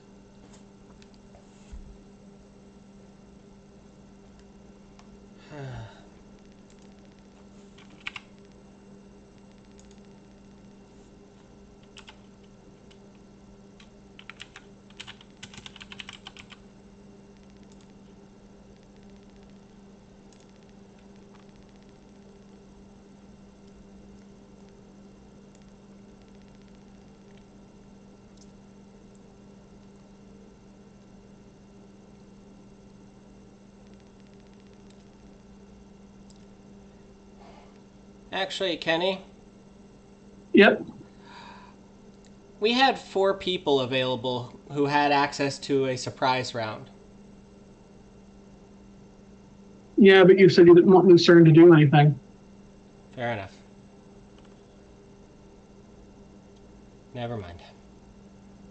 I had my clever moment a minute too late. And that said, if you want Lucerne and Kelly to assist, go ahead and roll their initiative too, since you're controlling them for the purpose of this scene. All right, which one was that one? Sorry, that was Kelly Crinoline. I pressed the button a little too early. I was trying to fix it. Fix it how? I hadn't finished typing this stuff, and I was trying to edit the notes because I pressed a button wrong.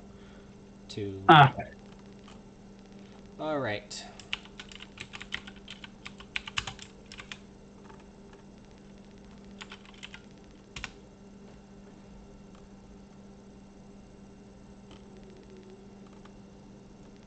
Alrighty. So this is how the initiative lineup looks here. We have Lucerne with 19, Kit with 16, Kelly with 14, Kinsey with 8, and the guards at last at 5.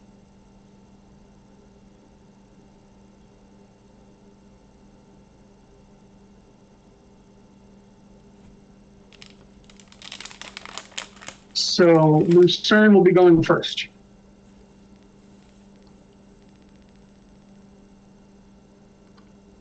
All right.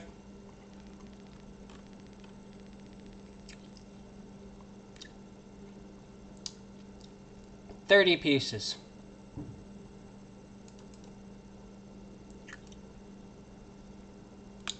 All plus right. empathy plus weird versus the survivors resistance plus weird. Okay, result plus weird. Alrighty. As a contested roll, go ahead and make your part of it, and I'll make mine. Okay.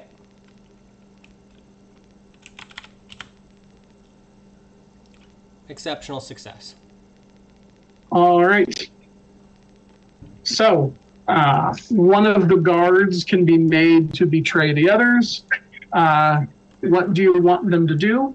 And afterwards, they will gain the guilty and fugue condition. Lift the radio to their lips and say, "A false alarm.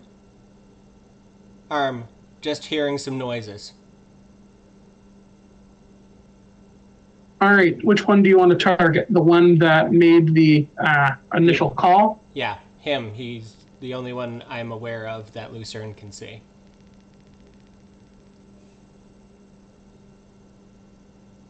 This was the thought I had beforehand. And I don't know if he's got a line of sight on anybody else.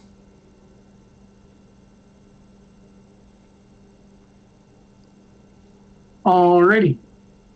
So the guard pulls up his radio and makes the call that Lucerne wished him to make. After informing the guards to stand down, he goes and curls up in a fetal position in the corner of the catwalk.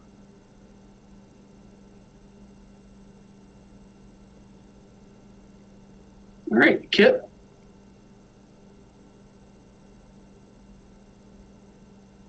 Oh. I guess I take a shot. All right, at the one who just curled up in on the corner. Is there another one? Is there is there another one that I can see and has seen us? He's the only one who saw anything, but from where you are perched, you have a line of sight on all the guards, but it's not a good one. If you fire from here, you're going to be taking a -3 penalty. How about you move to the new sniper position and see if you can get a better shot from there? Yeah. I'm gonna see if I can drop down into the sniper position on top of the roof quietly. Alrighty. Dexterity plus athletics or dexterity plus stealth. You want to be extra quiet about it. Let's do Dex plus athletics. Because Alrighty. I actually have a dice pool for that. And you If can you get Sorry, go ahead. if you get an exceptional success, no one will hear. Otherwise, I'll ask for a chance roll to see if anyone heard you.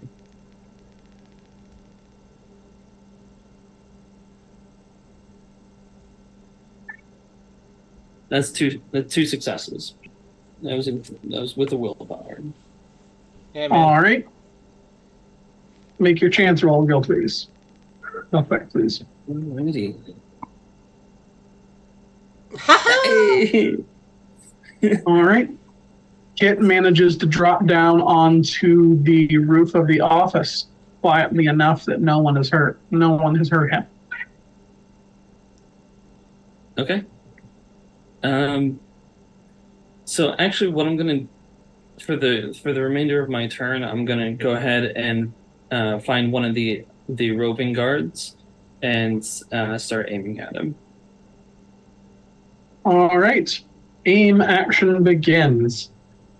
Kelly's next. All right. Is anyone moving towards our position? Not yet. When the initial call was made, the two-man squads were beginning to split up, but the immediate false alarm caused them to fall back in their regular patrol pattern. Kelly's going to go take a look into the office. Is there like windows to it or anything? Yes. Kelly's going to take a stealthy look into the office and see if there's anybody in there that we need to take out so we can set up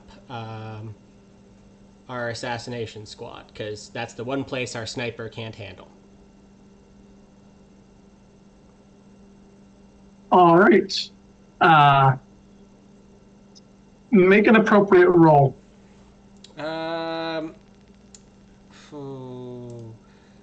Would you accept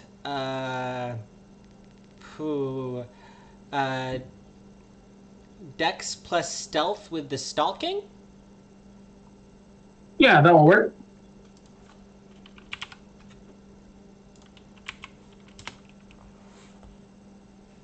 That's a success. All right. Inside the office, Kelly sees a guard with a shotgun over his knees, working on the surveillance console. The camera feed has already been scrambled, as Gizmo mentioned, but he seems to be working really hard to bring it back up. All right. I believe that leaves... Hydrate, folks. Thank you, Rose. Thank you, Rose.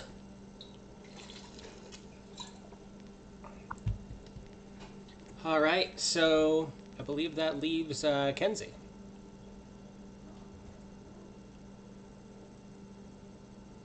Thank you, Rosie. Okay, so Kenzie is going to head down the stairs. Wait, should I go as back up to the office?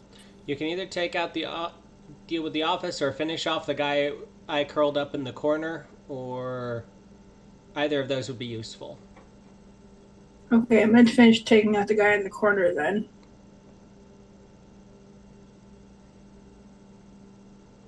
All right. Make your roll.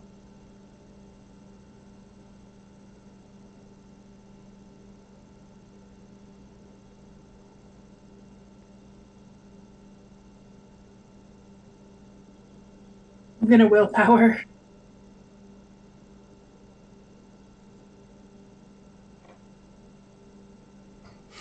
Four successes. What is with my dice tonight? All right. Curled up in the ball as he is, he's prone and in the perfect position for a coup de grace. Brass knuckles meet his temples, and he is out.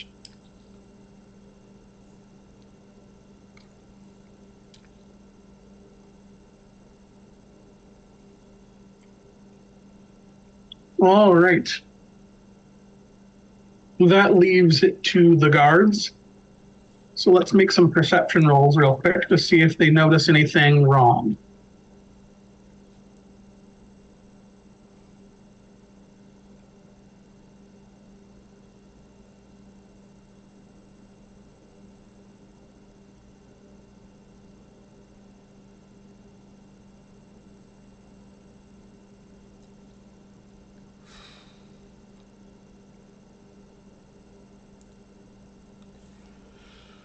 And let's make a computers roll for the surveillance cameras. All right. Since Gizmo is currently in control of that, can I make that a resisted computers roll? Yes, go ahead. You have Gizmo, so make an intelligence plus computers roll on his behalf.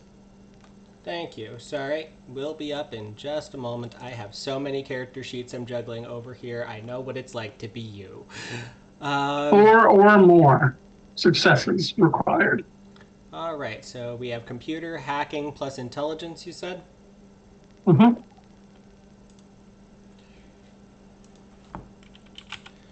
Damn. Why do you have to be good today? Just a second.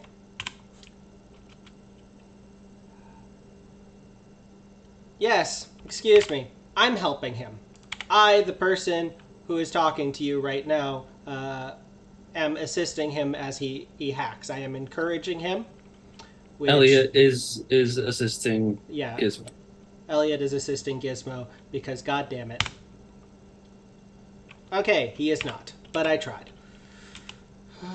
Elliot standing in the corner waving a fan leaf, trying to feed him grapes. Bothering the hacker. I'm trying, my dude. I'm trying. Unfortunately, he refuses to eat anything because it's after midnight. Yep. Oh well. I tried. All right. So the Kelly mentions to you guys that the guard in the office has brought the surveillance cameras back online. Meanwhile, the two-man squads have decided that things don't feel right and have broken up to patrol individually. Let's see here. Kenzie, can you give me a chance roll, please?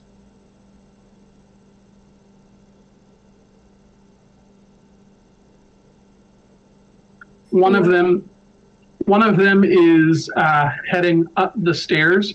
He pulls out his radio and says, "I'm going to be checking on the sniper just in case." All right, top of the action order. Lucerne is first. All right, how can I be useful, guys? I've got some nasty magics that I can use to screw things up over here.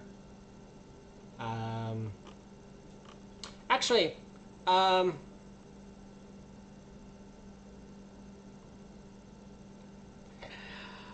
this place has been used for a lot of heinous acts, I would gather. Probably. Are there any ghosts about?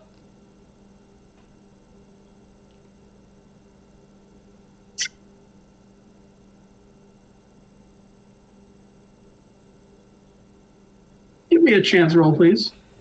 I can't roll for shit tonight. Just once. Just once.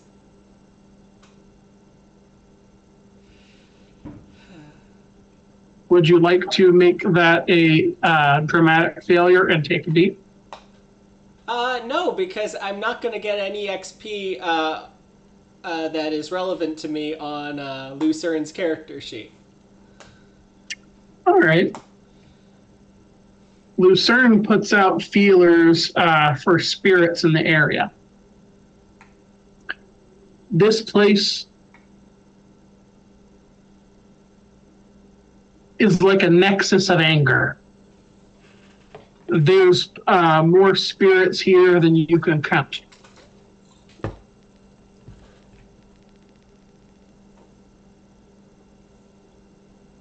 Lucerne is weighing in her mind whether trying to marshal them as allies would be worth the risk of them turning on you.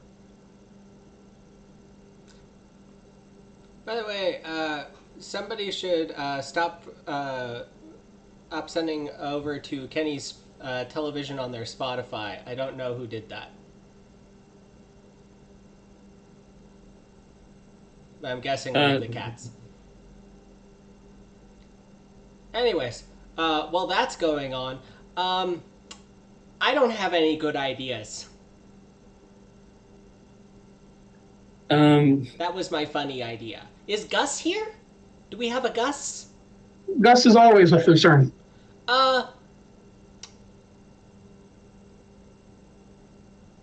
Gus is capable of intercepting anything that has images, yeah? He's like able to put images out on them or whatever. He's able to like write on paper and appear on screens, right? Yeah, he has the sign movement, yes. I would like him to do his best to interfere with the utility of the cameras until we've killed the camera guy. Okay. After a brief huddle with Gus, Lucerne comes to a idea.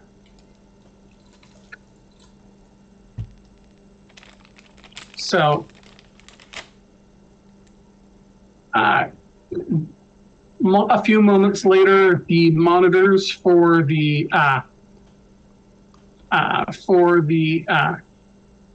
cameras start leaking blood from the top. The guard watching the cameras jumps backwards.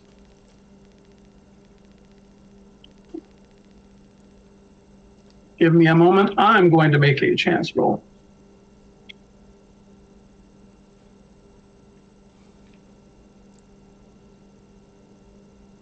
The guard screams and shoots the monitor with a shotgun.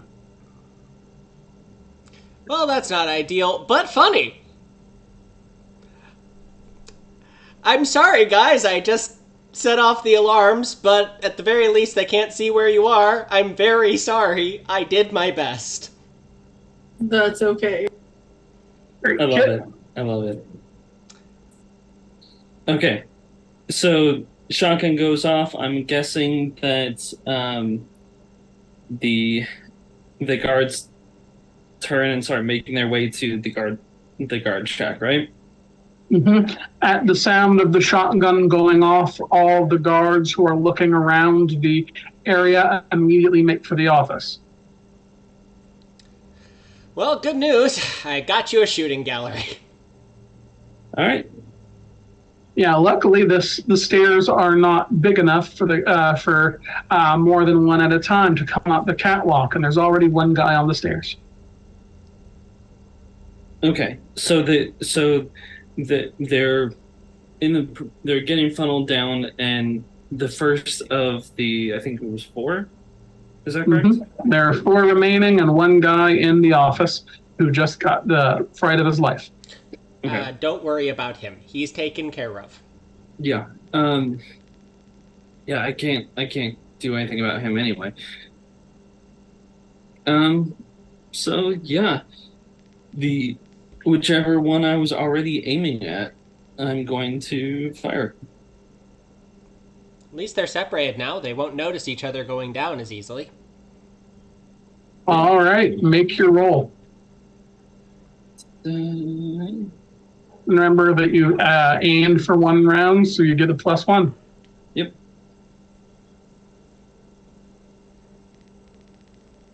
That's going to be 10 damage before armor. Okay, so the guard heading up the stairs takes a sniper shot in the chest, sending him spiraling down the stairs, blocking the path, and considering the fist-sized hole that you left in his chest. He is clearly dead. Okay. Kelly, up next. I have a throat to slit of a man who's very clearly not looking in my direction. All right. All right, so that's going to be weapons plus dexterity plus, yeah.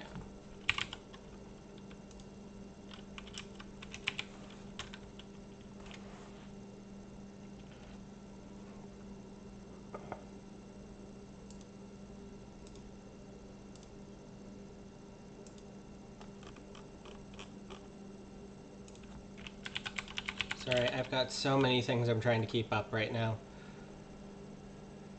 No worries.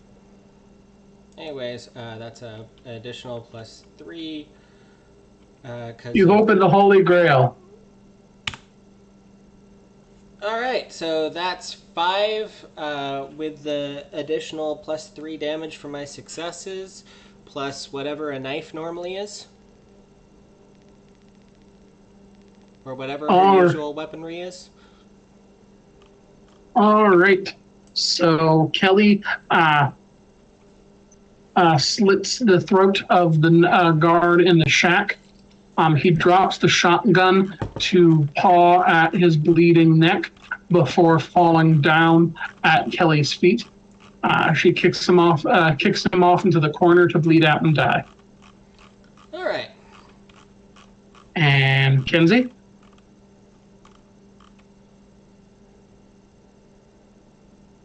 I'm going to transubstantiate. I pay my willpower and go down to the main floor. All right. So you're going to drop through the catwalk? Yes. All right. Kenzie drops through the catwalk onto the main floor. The 3 guards are still heading forward, one of them pointing at the one who just fell down the stairs dead. Am I safe to assume that the stairs are like the open type? Yeah, they're, made of chicken wire going up to the catwalk, which is likewise made of wire. Perfect. And these 3 guards are on the stairs or about to be on the stairs? About to be on the stairs. Okay, I'd like to position myself underneath the stairs. Alrighty. What are you going to do from underneath the stairs? Wait for them to get onto the stairs. Right, and once they're on the stairs? I'm going to slit the heel.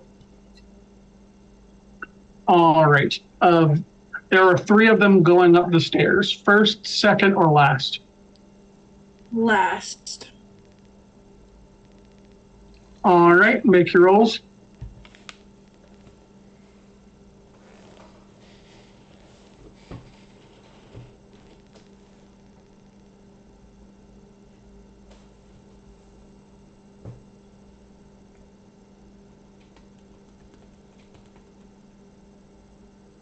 One success.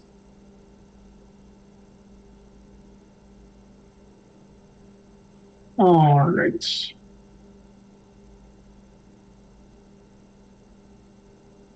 Let's see here, because this is obviously something meant to incapacitate. Bear with me just a moment.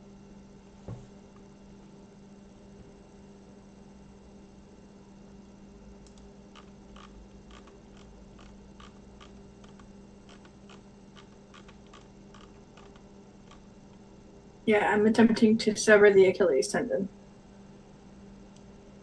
Yikes.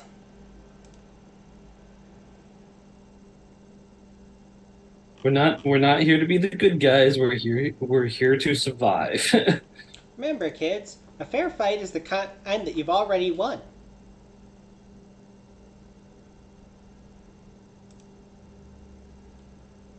They say know thy enemy, and well, I know thy enemy has a weakness in their heel. All right, so what's the damage rating of your weapon that you're doing this with? 0. All right, so that's 1 damage, and you have inflicted the knockdown tilt as well as, well, let's just say just the knockdown. So they lose their action this round. All right, so it's time for the guard's turn. One of them had their heel slit at the back of the line. He's fallen down and is on his back trying to see what happened to his leg. The other 2 look at their fallen comrades and bring their guns to their to eye level to see if they can figure out what did this.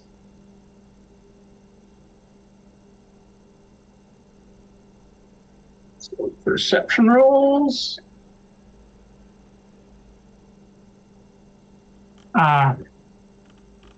The cloak of night holds, but considering the circumstances, the guards open blind fire in the general directions of the bottom of the stairs and the door to the office. Bear with me just a moment, and I'm going to take a look and see what that roll looks like. Well, luckily you're not in the line of fire there, Eric, because you're literally under the stairs. And I'm on top of the roof of the office. Mm-hmm. But Kelly might have some issues. Well, we'll deal with what we have to. A single shot through a door shouldn't be that bad. We've got some good cover there.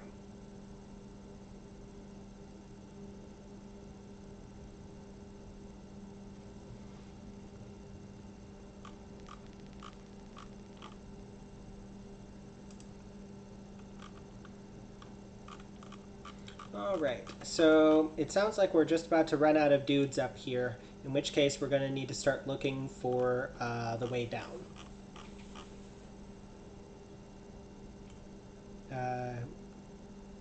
Tibbs is in the best place to see everything.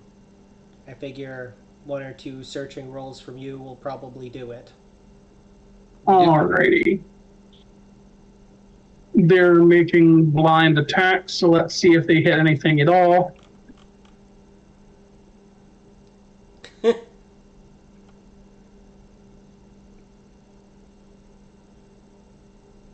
All right, one of them hits. So that being said, there's only one person who can get hit in this scenario, and that is Lucerne. Who is behind the door. Let's see what that looks like. I would imagine that would have to eat through the hardness of the door before any damage would go to Lucerne. I mean, not Lucerne, Crinoline. Kelly Crinoline. Lucerne's Oh, up. Kelly's inside, but isn't Lucerne out near on the catwalk? Lucerne is hanging out with the sniper. Okay, then in that case, Kelly would be the only one who could get hit. So let's see what that looks like.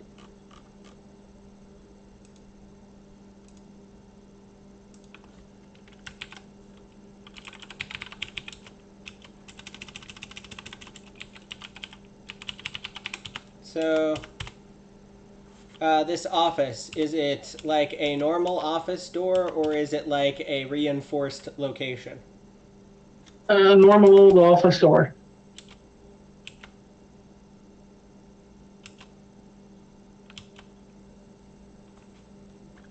Well, then that'd be a durability 1 plus So, size, and that at makes its structure. All right, so Kelly takes 1 damage. But let's take a look at Kelly's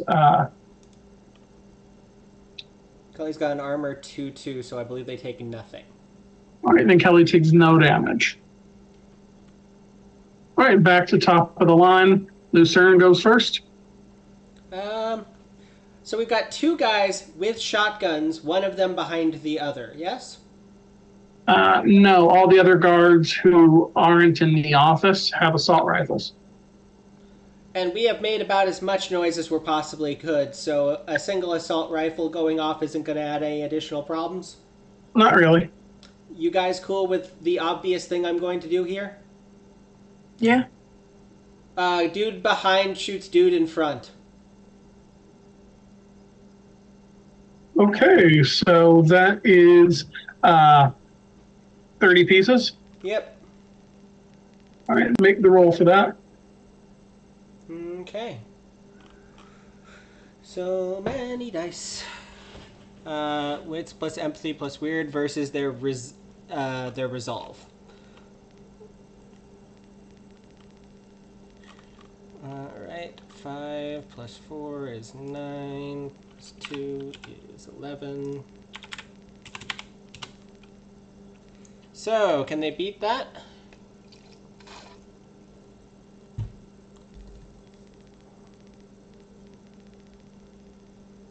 No. All right. That is not a roll.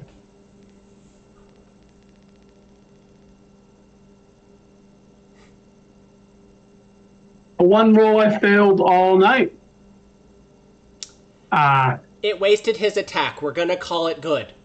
The guard's eyes glaze over and he attempts to open fire on the other guard in front of him.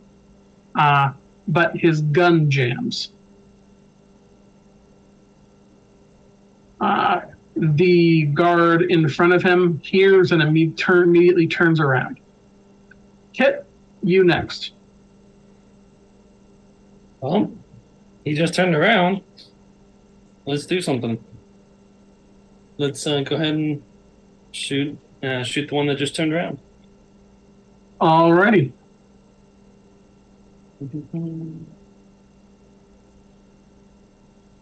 I am going to spend a willpower to reroll that.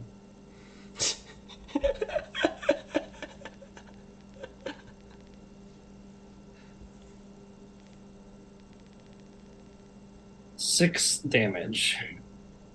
All right. The guard who just turned around is shot in the back, showering the guard in front of him who just tried to shoot him, and the guard who was knocked down and is attempting to get back up. In a spray of blood, he is dead.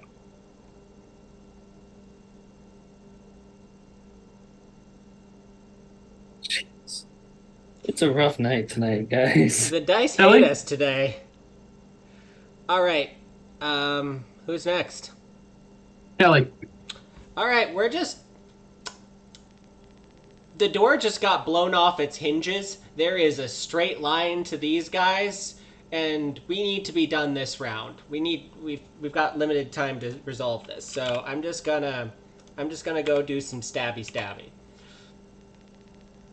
Knife goes in, stabby. Alright. So that's that. 6 successes. Plus 3 plus whatever knives base damage is. I really should look that up between the next turns. So, Kelly's got two choices. The guy who just got sprayed in the face in blood, who got 30s pieced, or the guy who is slit his heel and is rolling around on the stairs behind him. Hey, Kenzie, which one do you want to take out this round? I'm gonna take out the one whose heel I took. That one's yours then. Dude covered in gore spray then. All right.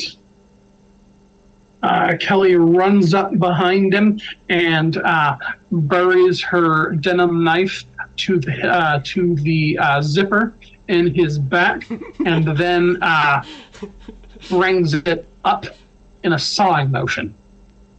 He falls down dead as she removes her knife and dismisses the power, causing it to revert back to a strip of denim. Denim, denim, denim, denim, denim, denim, denim, All denim. right. Kinsey, it's your turn.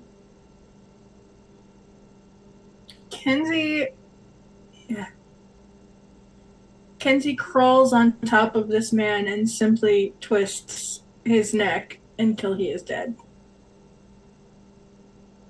All right. Make a strength plus brawl roll.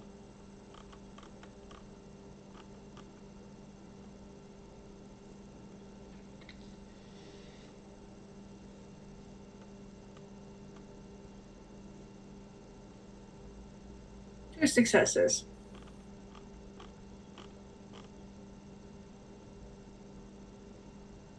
All right. You are grappling. What do you want to do to this guy? You've got the grapple options. Break free, control a weapon, damage, disarm, drop, frown, hold, or restrain, or take cover. If you hold, He's already prone, right? Yeah, he is already prone. if you hold, he's basically fucked. Hold. All right. He is held. Both characters lose defense, and he takes the immobilized tilt. All he can do is attempt to get free on his round.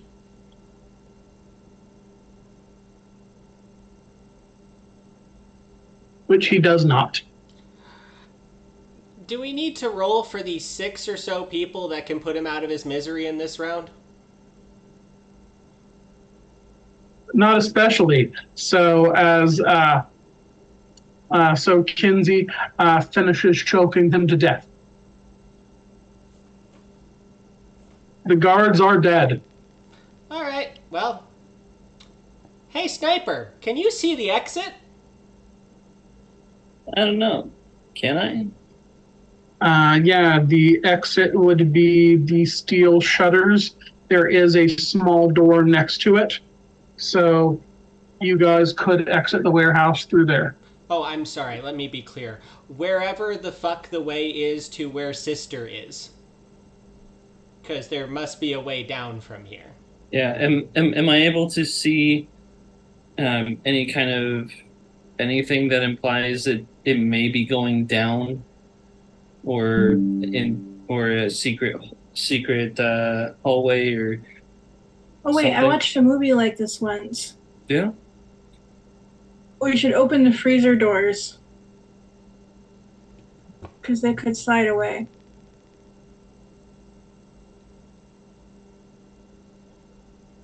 There is an industrial freezer in one corner of the warehouse. I point this out to Kinsey. Alright, can we make some investigation rolls to find the way down? Yep. How does wits plus investigation plus track and plus specialty and tracking sound? I'll allow tracking.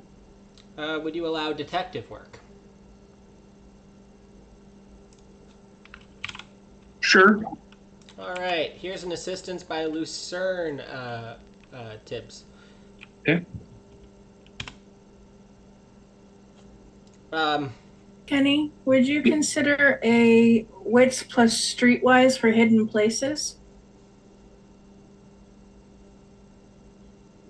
Sure.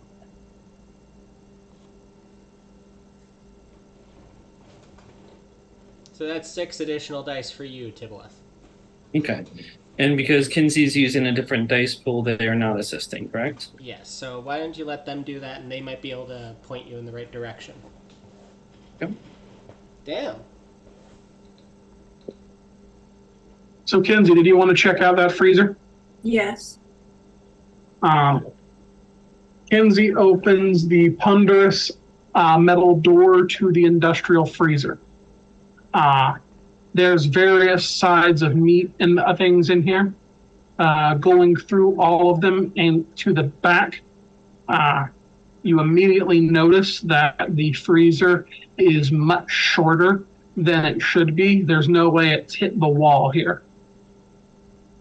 A few minutes of prodding, and you are able to find what looks like a panel that's pulled out. You pull it out and take a look. This appears to be a palm scanner. Well, we've got a few of those handy.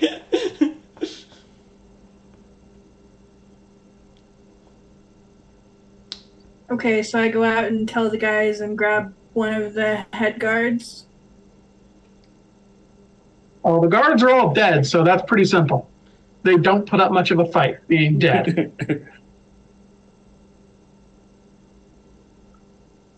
I have found few corpses put up a lot of resistance. So are you guys coming with me? Absolutely. So, You go Kinsey to that places. I am going to stay in my sniper roost. table? Okay. Seems like the best spot for me. Kinsey hauls the corpse into the freezer and puts its palm on the palm reader.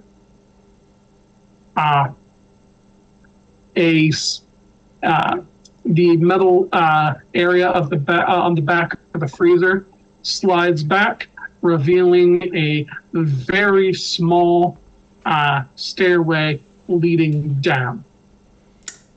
Got some bad news for you, Tibbs. That is no longer the most useful place for you to be. You think I'm going to be useful in a confined spaces? I mean, you have a shotgun, don't you? I mean, yeah, but like, all right. Up to you, dude. If you think You are perfectly valid to stay there and cover the you door. could be covering the exit. Yeah, that's what I was thinking. All right, so Kelly and Kenzie and Lucerne are going to make their way down as stealthy as they can. I think, yeah? Yep. All right. The group of changelings head down the stairs and find themselves in what looks to be a heavily reinforced small lobby. There's a desk, a computer, a couple of chairs, and what looks like a vault door, the kind you would see on a bank, with a code lock on it. Or it takes a 4-digit code to get through. I'd like to pull on my thread of excitement for jumping down a friggin' hole for a new experience. Sure. Replenish a willpower.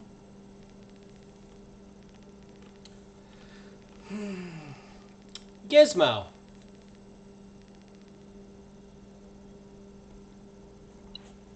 All right. So you're going to get Gizmo to come in? I'm going to see if we can connect him up to this network or anything. All right. Well, since you're playing team manager right now, you've got his character sheet. Make a intelligence plus computers roll. Okay, thank you. Is this hacking? Yes. All right, 3 successes. Gizmo is able to breach the network remotely. He says that he's inside the computer. All right, so other than this door, what is connected to this network? Are there more cameras? Is there anything else? Other than Gizmo informs you that other than the lock, the code lock, there is a small suite of security cameras in the sub-basement, and what looks to be a connection to the executive database. I would like to take control of all of those respectively. What do I need to do to make that happen? Let's make another hacking roll at a -5. First question. I am up there. Could I inspire the away team and Gizmo real quick? Sure. I'm sorry, I'm trying to think of things for Elliot personally to do other than stand here looking pretty. So that's presence plus persuasion. He is wearing his funny clothes. -3 because of a small group, so that's going to be an 8. Come on. 3 successes, that's going to be enough. Everyone has the inspired thing for what's coming up. So everyone's inspired for catching Sister Mary. So Hooray. our inspired young man is going to attempt to hack those cameras. Alrighty. And you said -5? Mm-hmm. All right. Well, that makes this worth spending a willpower on.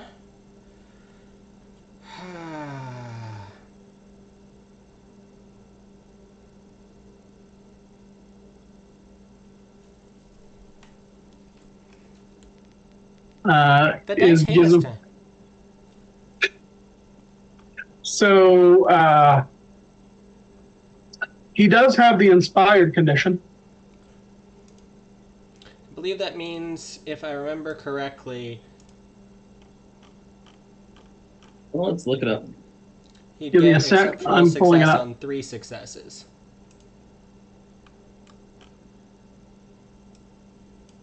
Alright, does he have any more willpower to reroll that roll? Sure. Come on. 4 successes, which I mean exceptional success because he's burning inspired. Okay. Gizmo burns inspired. He looks up at you, his goggles flashing in the light. His fur standing on end in excitement. I've got everything, he says. Take it all. All right. This database is mostly text. It'll take about a minute to download. Otherwise, cameras. He presses a few buttons and says, okay, we can see the cameras from here, and the away team should be able to see them from the computer screen inside. Those are dead. Right, do you so you just want to cut them instead of look through them? I can look through them here. The guy who's sitting over his shoulder, so I can describe what's happening. It's just our players can't look at them because the dude shot the monitors with a shotgun. I thought. We're not talking about the office. Oh No, this is down through the freezer. Oh well, then yeah, show them the cameras.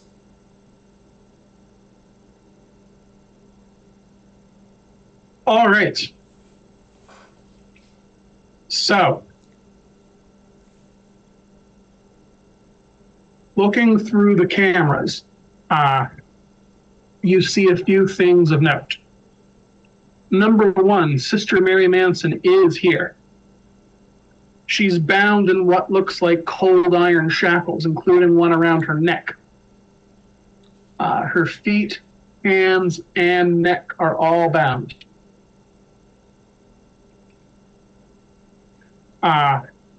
This space down here seems to be roughly the width of the warehouse above. There are a handful of men in white coats working on a elaborate-looking machine console hooked up to what appears to be a incredibly complex door frame. there is another squad of guards, but these guys look way tougher. They appear to be in head-to-toe body armor. There's 3 of them. And wheeling himself up the ramp to the front of the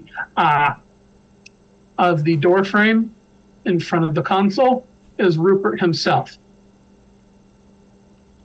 He motions for one of the guards to grab Mary, and they grab her by the hair and drag her up the ramp. Is the ramp headed our way or away from us? The ramp heads to the far end of the warehouse sub-basement towards the door frame. Well, this is for the away team to make calls on. Are they trying to Stargate their way into Arcadia? Possibly.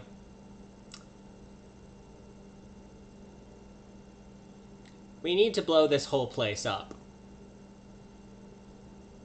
Is there someone here that can just straight up cut the power to this place?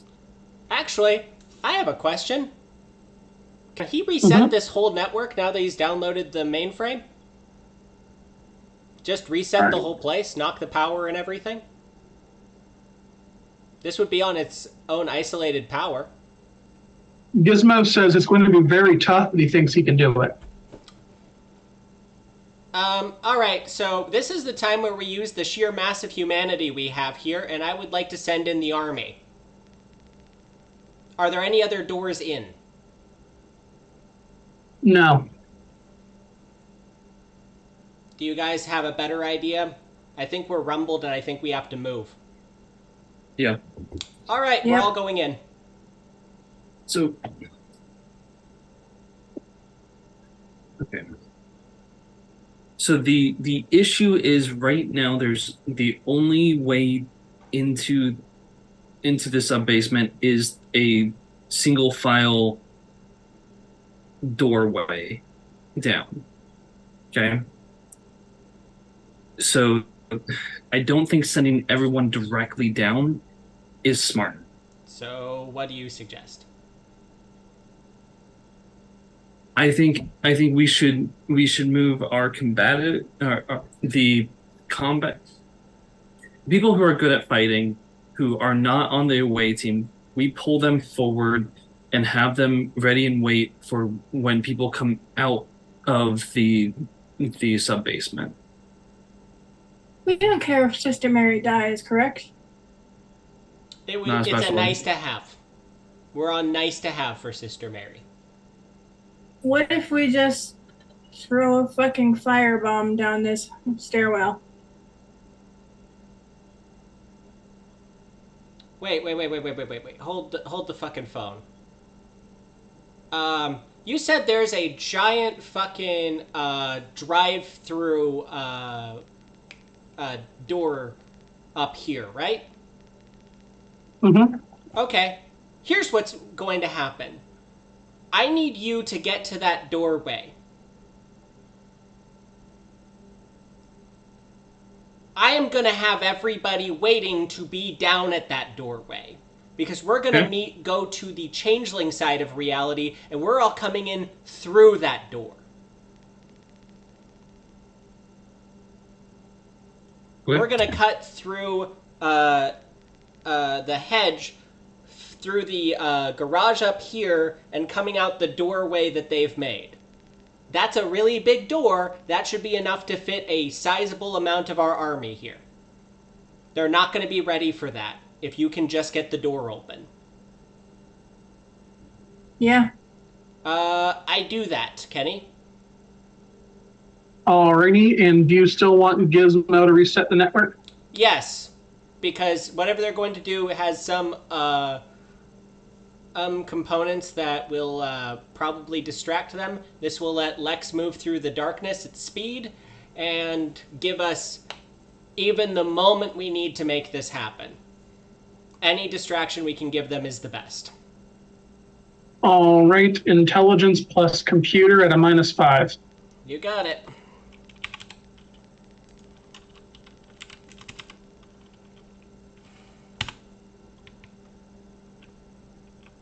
4 successes. All right, Gizmo finishes and informs you that the network has been entirely rebooted. The power cycles as you see the lights go off and then on again. Meanwhile, everybody who's good at holding weaponry is with me running for the first door and then down to intercept the second door. All right, so you're going to open up a hedge gate? Yes, we're opening up a hedge gate in the drive-through area outside.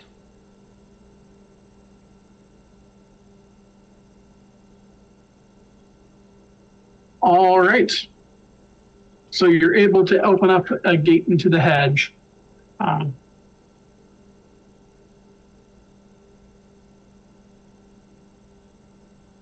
Roll me a chance die, please. You got it. Just once. Just once, please. Why do I...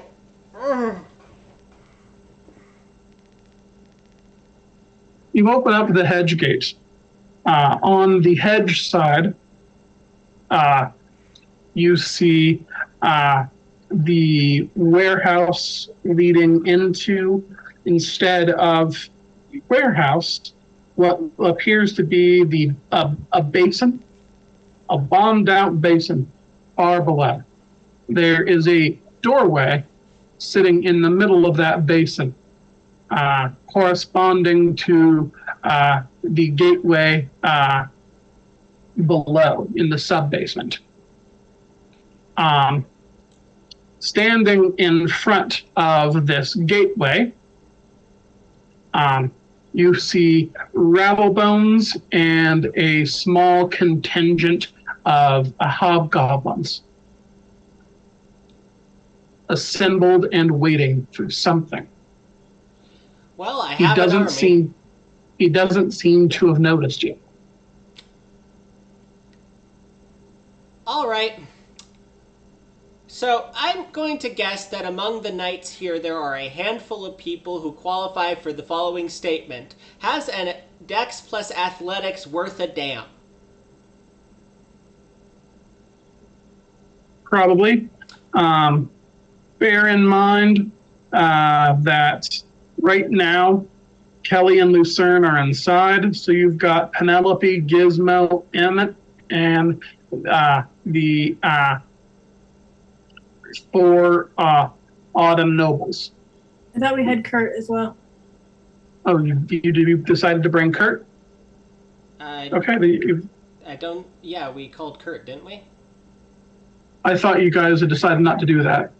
No, we have Kurt specifically to be guard for the Autumn Nobles who are not fighting oriented.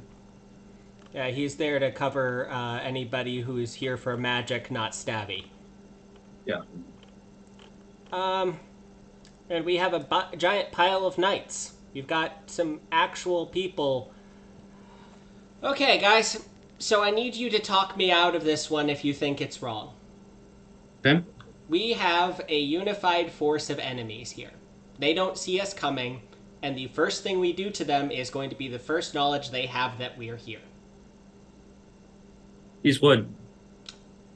We have want to Molotov throw cocktails. Molotov cocktails down into the basin so that the dudes inside don't have a place to run to, and the dudes outside are trapped. We are on the outside of the basin. We can fire into this kill box all day. Anybody getting out of this okay is a nice to have. By the way, all right. I don't want to tell you what to do with your life, Sniper Boy. Mm-hmm. I need you. Yeah, you said everybody that's able to fight needs to come with you, so I came with you. All right. So your job is to make sure Rattlebones doesn't get out of this hole. Yeah, I lay down in a sniper position and start taking aim on Rattlebones. I'm not going to fire until he gets close to getting out of the basin. Okay. All right. Considering the time, I think we are going to have to do the dreaded and make this a two-parter. Yeah. Part 2, everybody. Stay tuned. All right, let's go around the table and do our aspirations.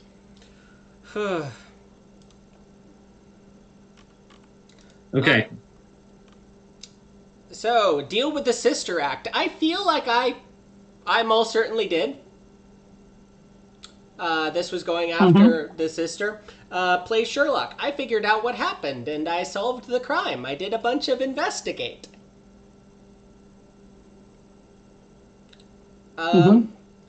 Pass the exam for a bar. I just got my hands on a bunch of extremely useful financial data and a bunch of stuff that I'm not supposed to have, which might include things that could get me into a better financial position, since I just stole their whole fucking, whatchamacallit, network here. You accept that for... restore the rest of Mimsatch. I got another piece of Mimsatch. We haven't had a chance to stop in with him. Sorry, there was a lot going on. And lastly, pick out the cotton. Well, Rupert's here. He's right there. We might resolve this real soon. All right. Who wants to go next? Go ahead, Debs. So, I'd like to take a beat on stopping the rattling. I have him in my sights. Oh, yes. Okay. So there's that. Then we have. I'd like to take a step on finding my fetch. I think you cleared that one. Dude, can I clear it? I think you should, yes, considering he's right there. Okay. I mean, you have met with him before, but now you're about to say hi. Okay. So step and clear that one. So, okay. Then we have find a solution to the huntsman. I don't believe I made any progress towards that today. It's mostly been rattlebones and fetch stuff. Feed the people. Well, I'm taking steps towards removing a possible barrier to me being able to feed the people, because I can't feed them if they're enslaved. Sounds like a step, yeah. So that's okay. And then lean on the scales. Well, we did everything we could to put ourselves at an advantage in this fight. So I'd like to see if I can take a beat for stacking the deck, so to speak. Makes sense to me. Okay. And I believe that is everything. All right. And Kinsey? I believe I took a step towards kicking the cotton out of him. Yep. I believe I stepped and cleared, explore somewhere I shouldn't be. Oh, yes. I think I would like to clear solve a mystery. Certainly. I don't think I took any steps towards... Yes, oh, wait, you did. yes, I did. Towards getting in on some Ironside action by releasing the Winter Courtier. Mm-hmm. And I have not taken any steps towards finding my fetch. I'd argue you've gotten in touch with Kelly Crinoline, who is the Jack Ketch. Yeah, let's put it that way. Okay. That's cryptic. I'm not sure I like that.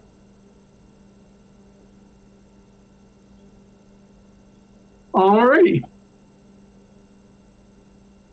So we went over everyone's aspirations. So let's go ahead and close out for the night. I do thank everyone for coming here to see us again. Remember, as I was mentioning before our game started, If you're interested in the upcoming crowdfunding campaign for Trinity Continuum IGUS, the backer kit campaign landing page can be found here. Thanks again for coming out tonight, everyone.